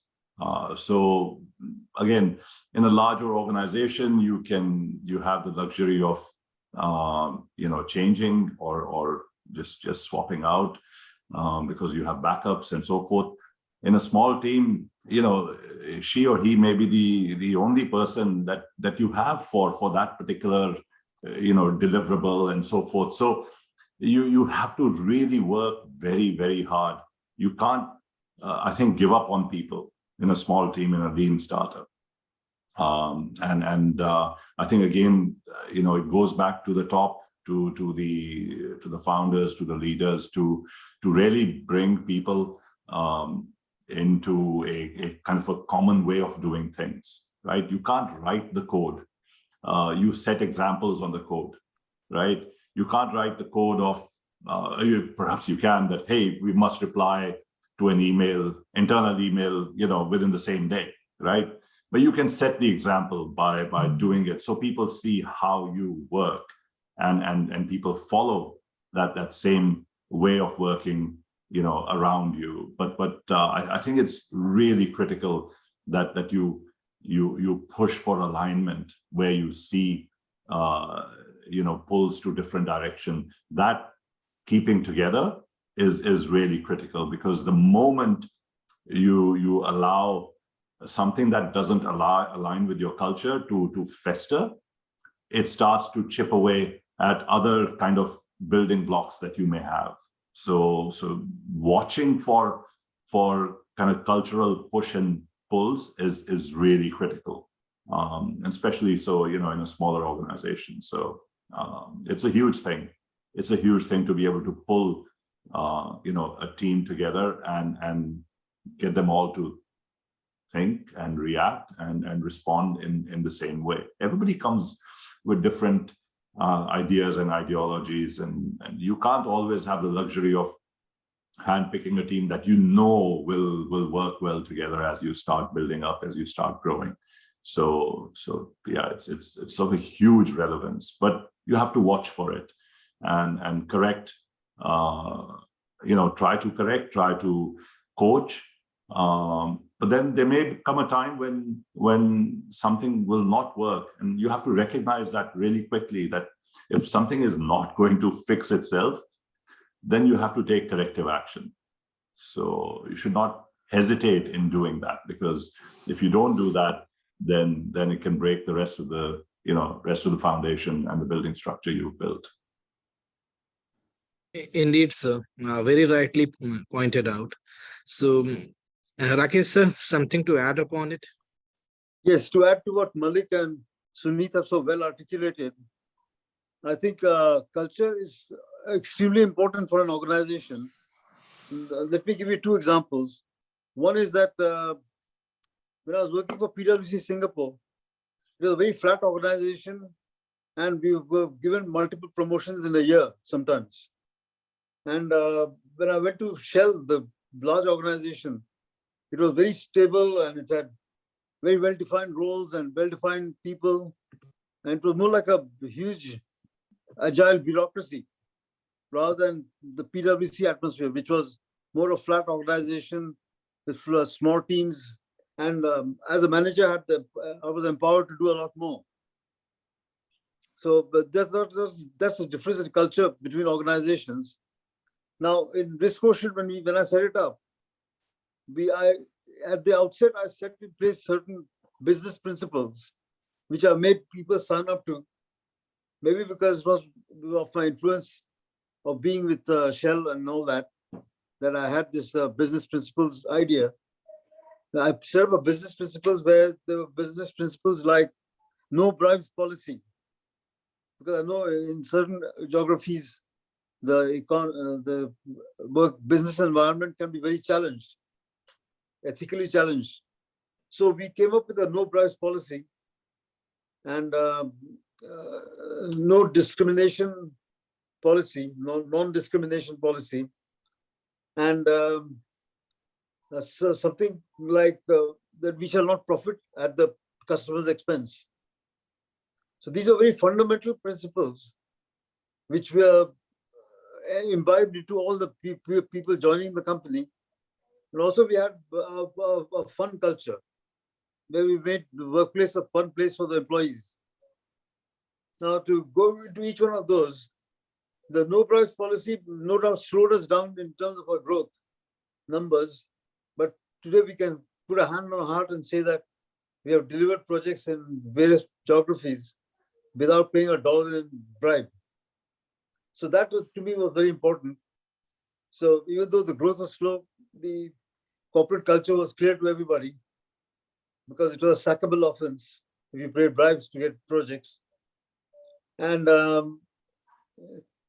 also the diversity policy was very good because people from all backgrounds could work together, and they found it a very nice place to work. That's why we have grown to 35 people now. And the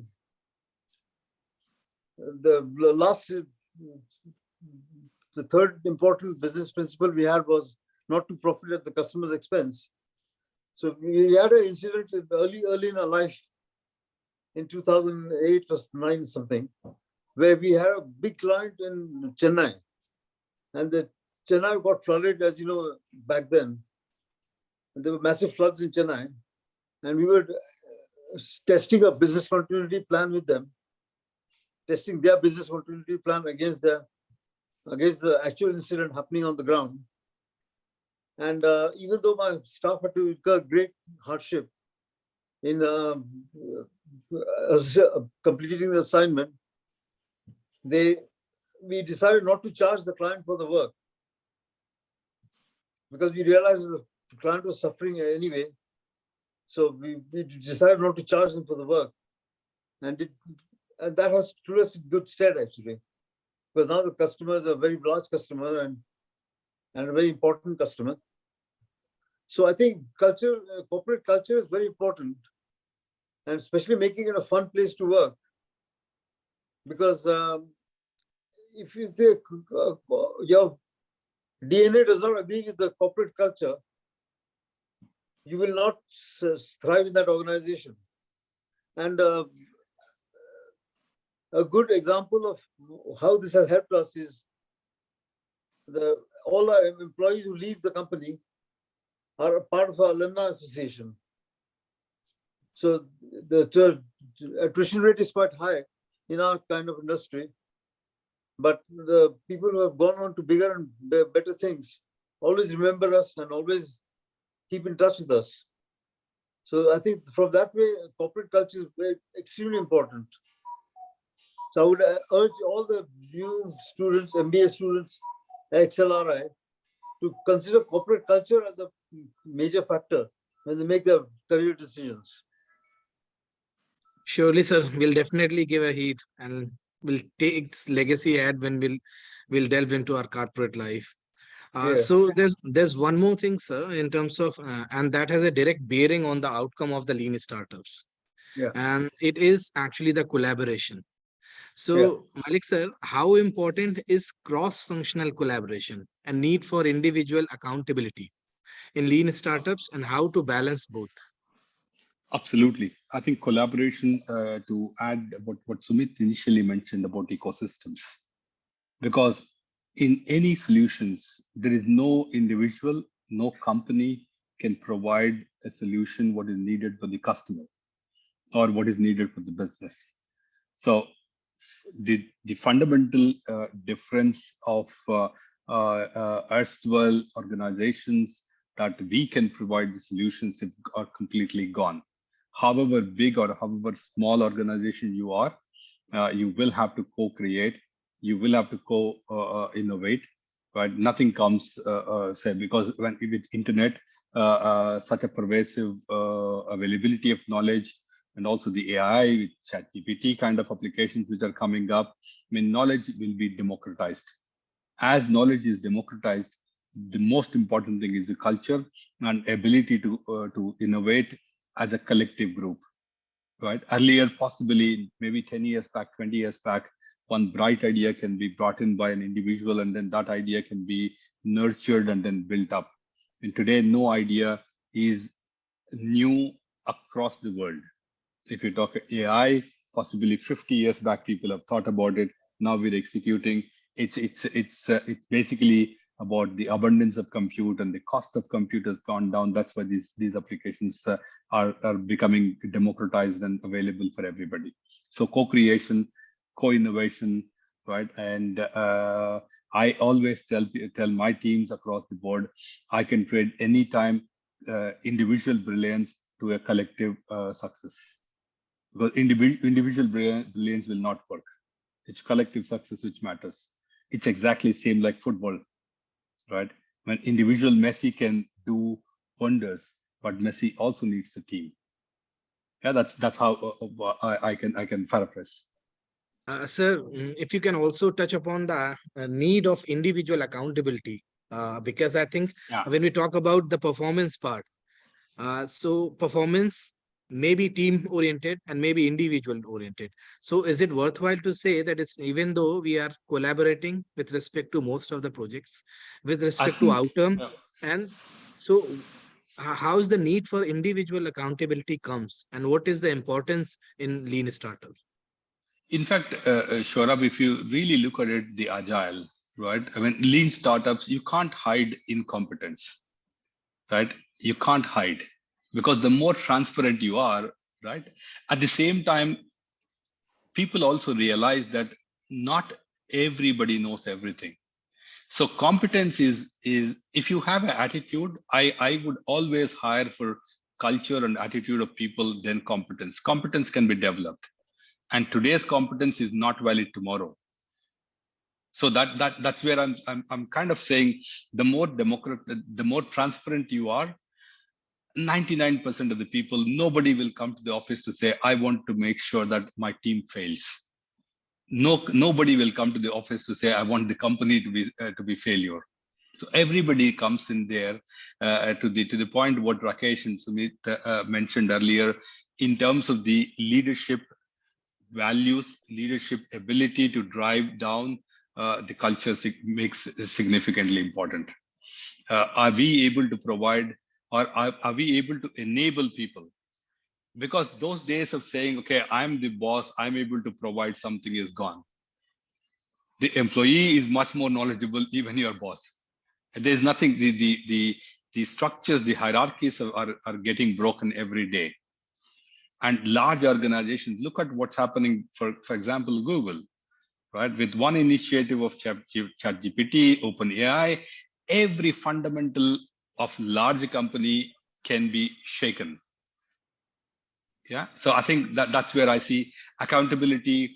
None of the people want to shy away with the accountability. If you're able to provide the values, if you're able to provide a platform, if you have a genuine interest as a leader to enable people, not trying to manage them.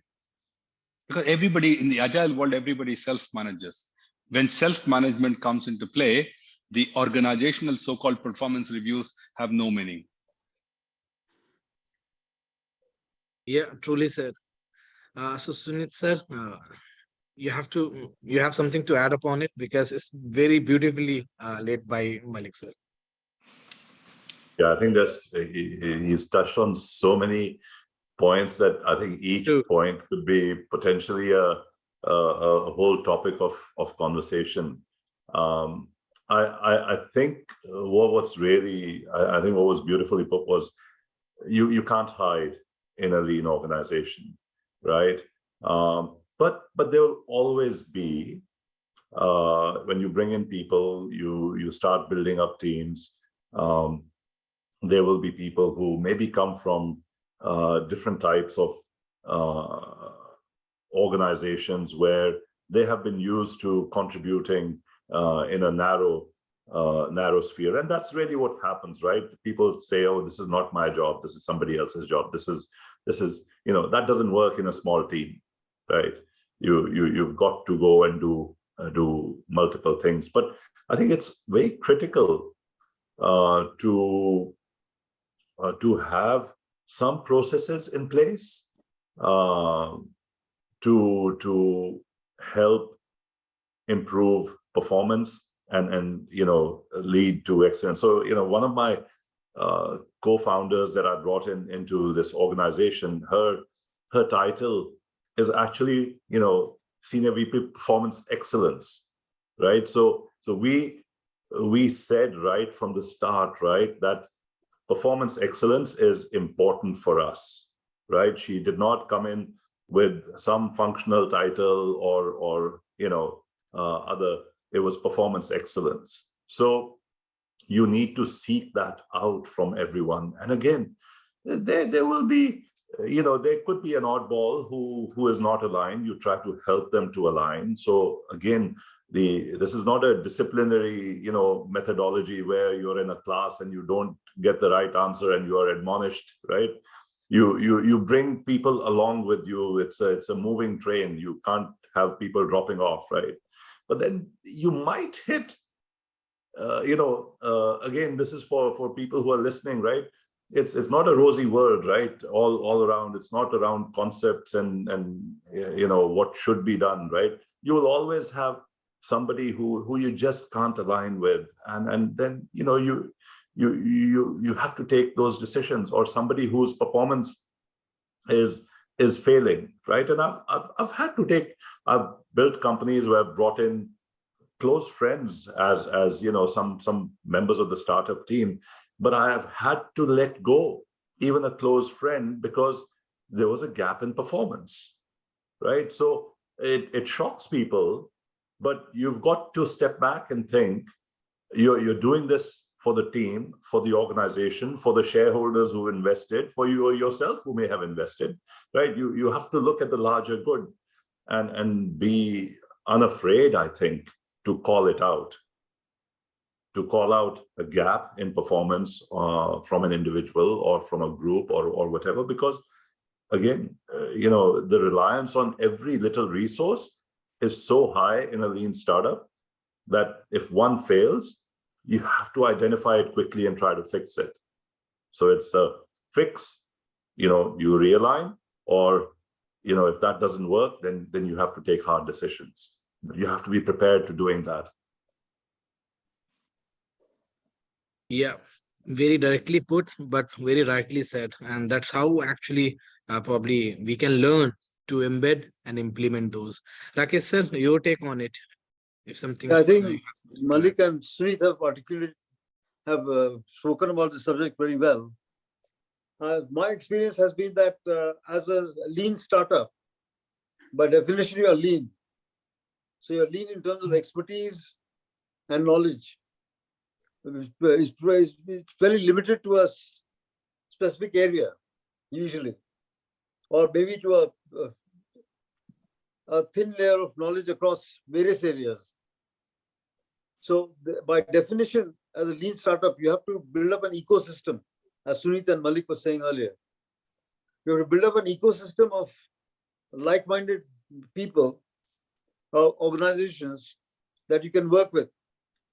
And you also have to build up an ecosystem of various people, various companies, various talents, which you can collaborate with. So collaboration is very important right from the word go, because there might be a large tender you're pitching for, which requires skill set A and skill set B. And you may be the market leader in skill set A, but skill set B is in short supply. And maybe there's a market leader in that. So you have to collaborate with them. And with collaboration, I think the important thing is to document the expectations on both sides very clearly. And what happens if this collaboration goes sour? So once you've covered those bases, then you are quite okay. But collaboration is key to survival, actually, for a lean startup. So you present yourself as a whole, bigger than the. You create the perception in the minds of people that you can deliver more than just your core skill set A. And as far as accountability goes, yes, I think individual accountability is important, but sometimes you have to take a give it a backseat, especially in areas like innovation.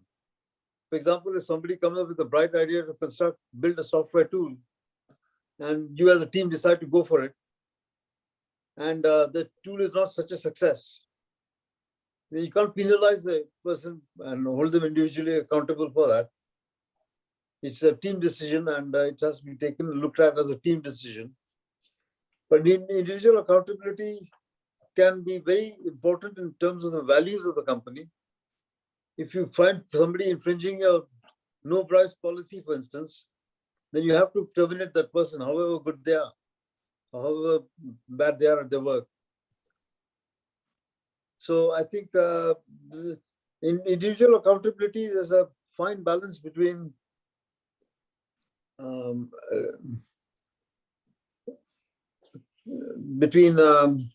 termination of an employee for transgression of the values, corporate values, and performance. Yes, sir. So in the session, we have touched upon the core, and Malik sir has said how we have to again go back to the core. If you want to sharp those edges, we cannot move ahead. And we have learned about lean startups and the workforce in lean startups. We have also seen the skill, knowledge, and the abilities that are actually required, and how to tap those abilities and how to use those abilities to compete in the market. We talked about innovation and why innovation is critical, and you cannot take a step back. You have to always be on your toes when you talk about competing with other firms. We talked about culture, how critical it is, and how important it is to actually survive and actually dwell later on in the market. Sir, before wrapping up and giving this session to our host, I would like from each of you in terms of finally, what advice do you have for other entrepreneurs? who are just starting out and looking to build a strong and effective workforce for their lean startups. Sunit sir, we start with you in terms of how you would like to end this in terms of giving advice to all our budding entrepreneurs. It's an interesting, I think it's one of the biggest challenges, right? To put together a group of people who are going to help you achieve the vision that you are setting out to do. In terms of advice to entrepreneurs, I want to take one step back, right, and say, like, of course, look at your funding, you know, do the alignment of your corporate setup, your legal agreements, have really good solid systems in place to reward your founding team and the people that you're bringing in, right? But you focus on the workforce. I think my biggest kind of take or advice would be, you know, look beyond yourself, look beyond what you have, think of what you need to get to the finishing line the fastest. That has to be your driving mantra. You cannot say it will take me 1 year to build this application, so I'll put together a team and I'll build it and I'll go ahead and sell it in 1 year, right? You don't have the luxury. You have to do what I think Microsoft used to do, sell the hell out of it before it's ready, right? And have a way of getting to that point, right? Which means you have to beg, borrow, steal. You may not have all of those people inside your team. You build alliances, you build joint ventures, you in-license, you go and collaborate. That I think is the biggest, you know, I was, Malika, you were talking about like co-creation and so forth, right?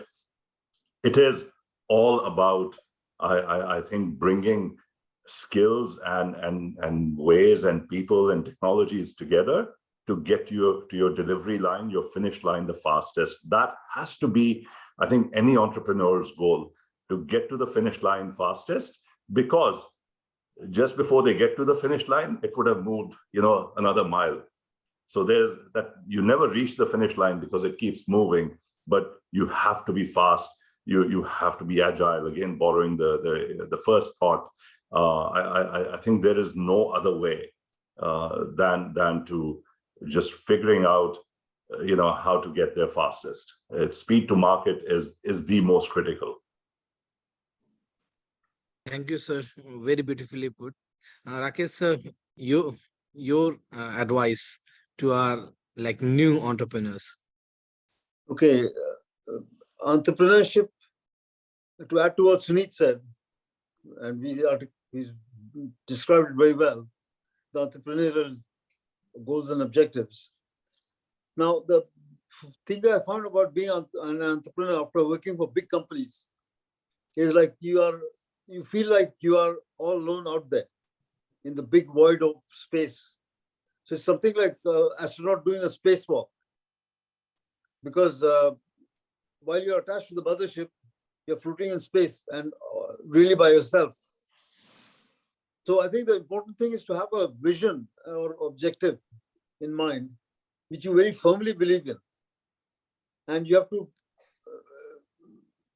treat it like a child and nurture it. And it takes a lot of courage and wherewithal to do something like that. Because if the opportunity cost could be quite high. If you're already well established in a company or a big organization. So from that perspective, having passion and a vision and objective is very important. And secondly, I'd say that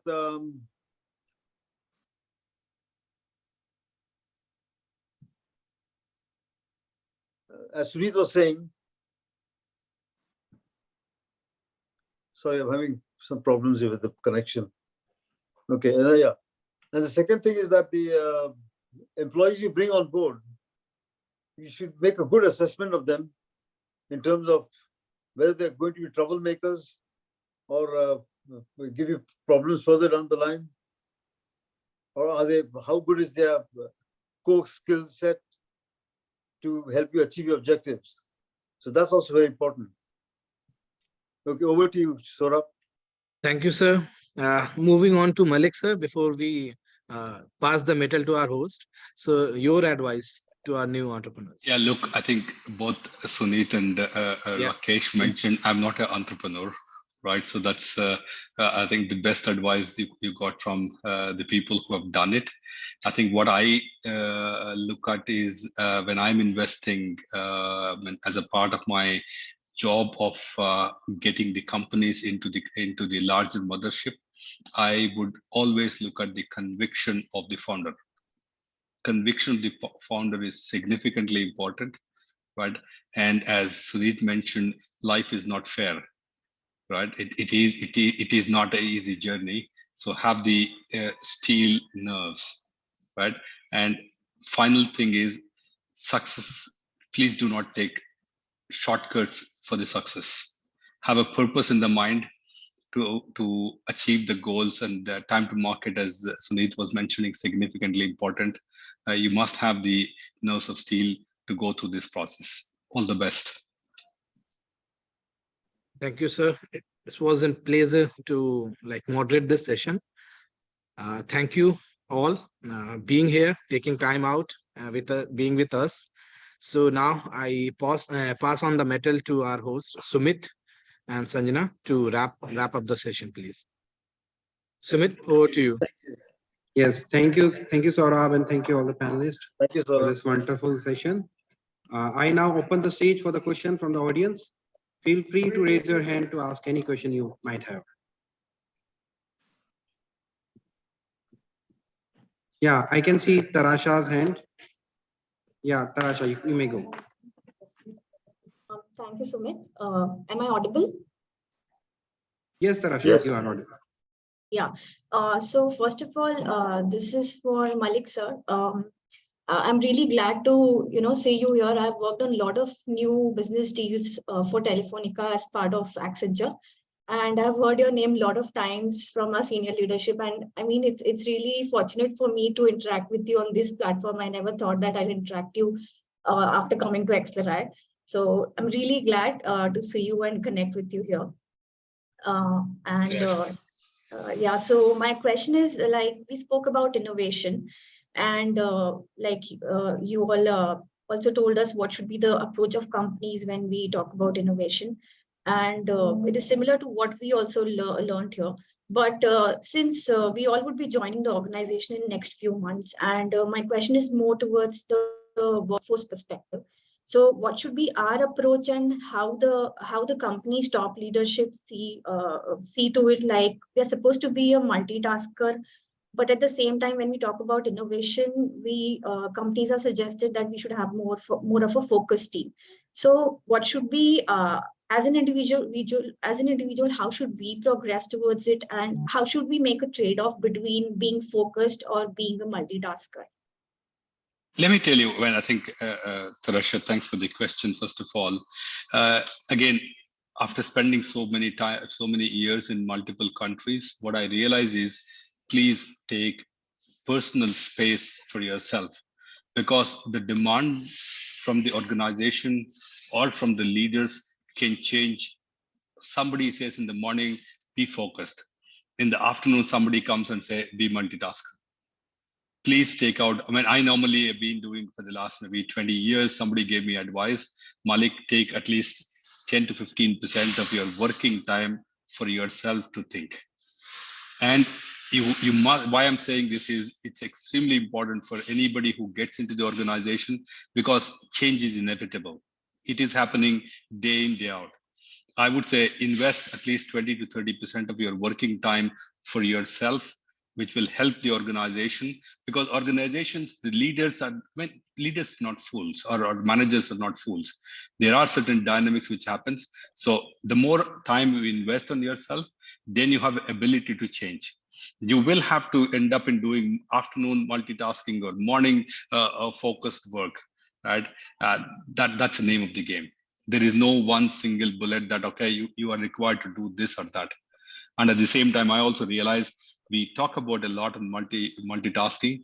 In the early stage of my careers, when I read a book of constant partial attention. Unfortunately, all of us, when you're multitasking, you're just able to provide that constant partial attention to that particular activity. It's time division multiplexing, as simple as that. Thanks for answering that. I mean, that clears our head to an extent, because like you rightly said, in our initial days of career, we really struggle with this, and we just can't make a trade-off between these two things. And like you said, it's a constant partial attention, and it's like Jack of all and master of none. So, but thanks for answering that, and once again, really glad to interact with you. Thank you, Tarasha. Thank you, Tarasha. Next, I can see one question from chat. Let me read out the question to all the panelists. So if we have IIMs to produce managers, IITs to produce engineers, shouldn't we have and promote Indian Institute of Entrepreneurship and Leadership to produce entrepreneurs and leaders? This is a question from Mr. Abhishek Agrawal, entrepreneur and XLRI batch of 2013. Hello to the panelists. Hi. So it's open to the panelists who may want to take up this. It's a really tough question. I think it's one of the toughest ones that I would ever expect somebody to ask. So how do you the question almost leans to saying, create entrepreneurs and leaders, right? And to not to promote, I think it's a creation, but I think that's probably the toughest task, and I don't know if a school can create such people, but I think schools and bodies of information can provide a lot of learning from experiences and what we are doing today, right? I think it's for people to absorb, to understand, to figure out what is really important, right? And then kind of hit for those goals. The clarity of I think reaching a goal, but with a set of I think values, sets of do's and don'ts, and these can be ethical do's and don'ts. These can be workplace do's and don'ts are important. Those values are important to take during this journey, because if you don't have those values and that drive to get to that finish line, I think something will get you to drop out, right? Something along the way will not work. So those few things that learnings that come from various folks, I think those are important to take together with you and make that run. But that run that comes from inside of people. I don't think you can teach it. You can't. You can maybe coach, you can guide, you can help navigate, but you can't take a person and put them in that, say, okay, today I've created you and you are today a leader, you are today an entrepreneur, you are today somebody else. I think that's inside each one of you. I think most of the people who are attending today, right, you're there at XLRI because you're trying to achieve a professional objective. So that drive is already there in you, right? You've already kind of hit that most important thing of wanting and desire, and you're putting that into action. Now I think it's about absorbing, and you can absorb from anywhere. You don't need a B school. I'll take one more minute. So I too went to SRCC, and I had a choice, not a choice, I don't know. You had to choose in my days a path of, you're either doing an MBA or you're doing a CA or you're doing something. There were only like few options that came to mind, right?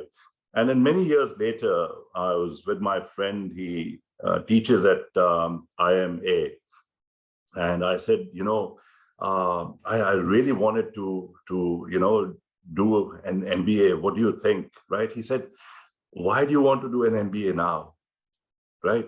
You've already built a couple of companies. You've run So he said, go and teach rather than go into an stream to sit in a class and learn. So I think in all our journeys we'll hit different points, but I think most of all the attendees here are already on the pathway to that success, right? So it's all about picking up those little nuggets along the way and making sure that you run and run fast. That brings me to my second question. As you said that, I mean, right, we are in this platform, which definitely everybody wants to do something. But you see, like we have these schools in India, like IIMs, they actually are creating good managers who know how to manage well. Like they are C-suite executives or maybe D-suite executives. And if you're going to the IITs, they produce good engineers. But what if an individual who wants to start their own company? Like for example, myself, if I'm graduating from XLRI or IIM, but I want to start my own company, who will be the right person to guide me to start my company? In that case, I think XLRI will make me a good manager. I will be able to manage any startup led by a founder well. But what if I want to start my own company? In that case, who is the right person to come to my rescue? I mean, if you can empower me with that would be really insightful. Abhishek, maybe let me chip in a little bit of thoughts, right? Yeah. In any of say stage at wherever you are, if you fast forward to 10 years, you will have to play all these roles. You will have to be a manager. You will have to be a leader, right? You will have to be a firefighter. This will have to happen. So it's about more a rounding off with the edges what you develop. I mean, edges are very important because you need to believe on something. If you are rounded, you can't do it, right? So that's where I see it's not about IITs or IIMs or any institute. It's what do you do? They just give you a basic value or basic understanding of it. Nobody can give you the mastery, right? Whichever school you go with. Yeah. So I think if I look at it, you will not be able to just have a B school or an engineering school to produce an engineers or managers or leaders, right? A leadership is about, people will teach you how to do, but you will have to learn how to be. So being versus doing. Every institute will teach you doing, but being is something which you have to do. And that is what you're getting the tools from these institutes, right? And the ecosystem, as Sunit was mentioning, and that's how I see it. You have to be. You can't keep on only doing. You have to be being. You mean to say with experience, everything comes by. Exactly. Yeah. Could I add something, Abhishek? Please, sir, please. Yeah, thank you.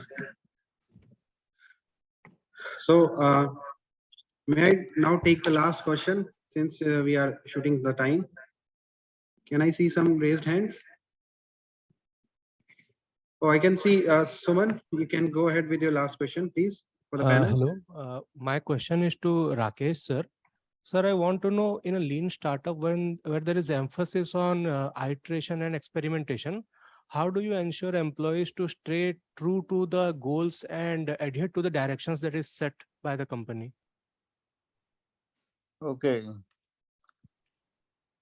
Yeah, in a lean startup, what I found is that setting the objectives and values was very important, and ingraining it in the employees and leading by example.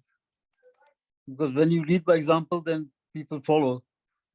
And that is quite, it's communication and leading by example are quite important in terms of achieving the objectives and values.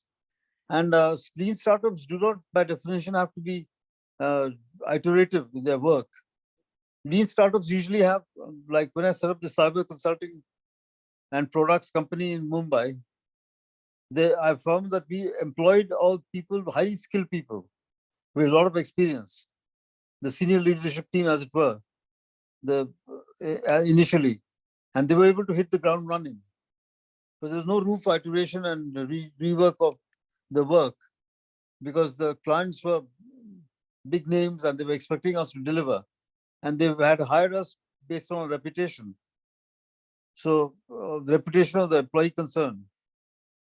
And initial assignments will come through family and friends and your network. And these assignments have to be completed to a great degree of perfection, which so that it would withstand the competitive forces in the market. So in a lean startup, there's not much room for error really, because if you foul up a big assignment, you probably ruin the reputation of your company. Does that answer your question? Yes, sir. Thank you. Okay. Thank you. Thank you, everyone. Okay. Thank you. Yeah. Now, I would like to take a moment to extend a heartfelt vote of thanks to all our eminent panelists for such an inspiring and informative discussion on the role of workforce in lean startup. We appreciate the depth of knowledge and experience that you brought to the table and the practical solutions that you offer. Once again, I, Sumit Mudgal, your host for this day, thank you for taking the time to speak with us today. Your participation has been invaluable, and we look forward to the opportunity to hear from you again. Thank you, sir. Now, I would like to, thank you, sir. Now, I would like to hand over to Ms. Aparajita Chaudhary, founder of Club Orisha, along to propose the vote of thanks. Thank you so much, Sumit. I hope that I'm audible. Yes, you are. Thank you so much. They say it's a journey and not the destination that matters. It all started with a dream of having a communication club here at XLRI dedicated for the PGDM GM program, and it was a manifestation of doing things beyond it. It was an honor for Club Orisha, along with Team AVENSIS, to get an opportunity to host such a phenomenal conclave, and we hope we could do justice for the same. The members of Club Orisha, Shivang Chaudhary, Bharat Avasthi, Suman Saurav Mishra, Akshay Mali, and myself, Aparajita Chaudhary, along with the other members of Team AVENSIS, Urvashi Kaul and Shantanu, take this opportunity to express our elation in hosting AVENSIS this year. It was indeed no less than a celebration for 2 days. A celebration of business leadership, of knowledge, of learning, and most importantly, the adrenaline rush that we all felt in executing each and every event with our heartmost dedication and hard work. I would like to extend my heartfelt gratitude to our esteemed panel of IAS and IPS officers, our chief guest, Sri Rahul Purwar, IAS, Secretary Higher, Technical Education, Jharkhand, Sri Aravar Rajkamal, IAS, DC Saraikela, Sri Ananya Mittal, IAS, DC West Singhbhum, Sri Prabhat Kumar, IPS, SSP East Singhbhum, and Sri Piyush Sinha, IAS, SDM Dalbhum, Jamshedpur, East Singhbhum, who graced the inaugural ceremony, which was the Shubh Aram for our conclave. This was followed by a power-packed day of witnessing 20 international CEOs connecting from different countries across the globe on the same platform, sharing their take on bringing waves of business transformation across divided cultures.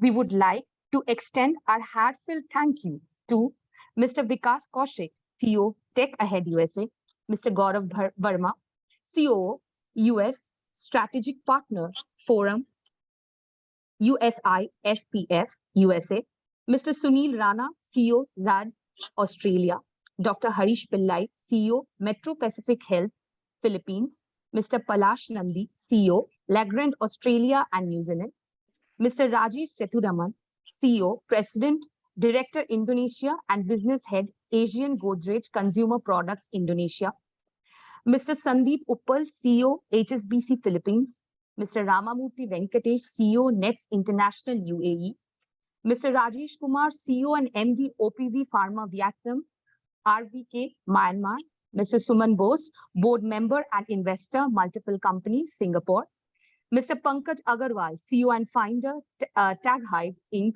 South Korea, Ms. Suchi Shinde, Senior Partner and Co-founder, Right Sourcing, GmbH, German.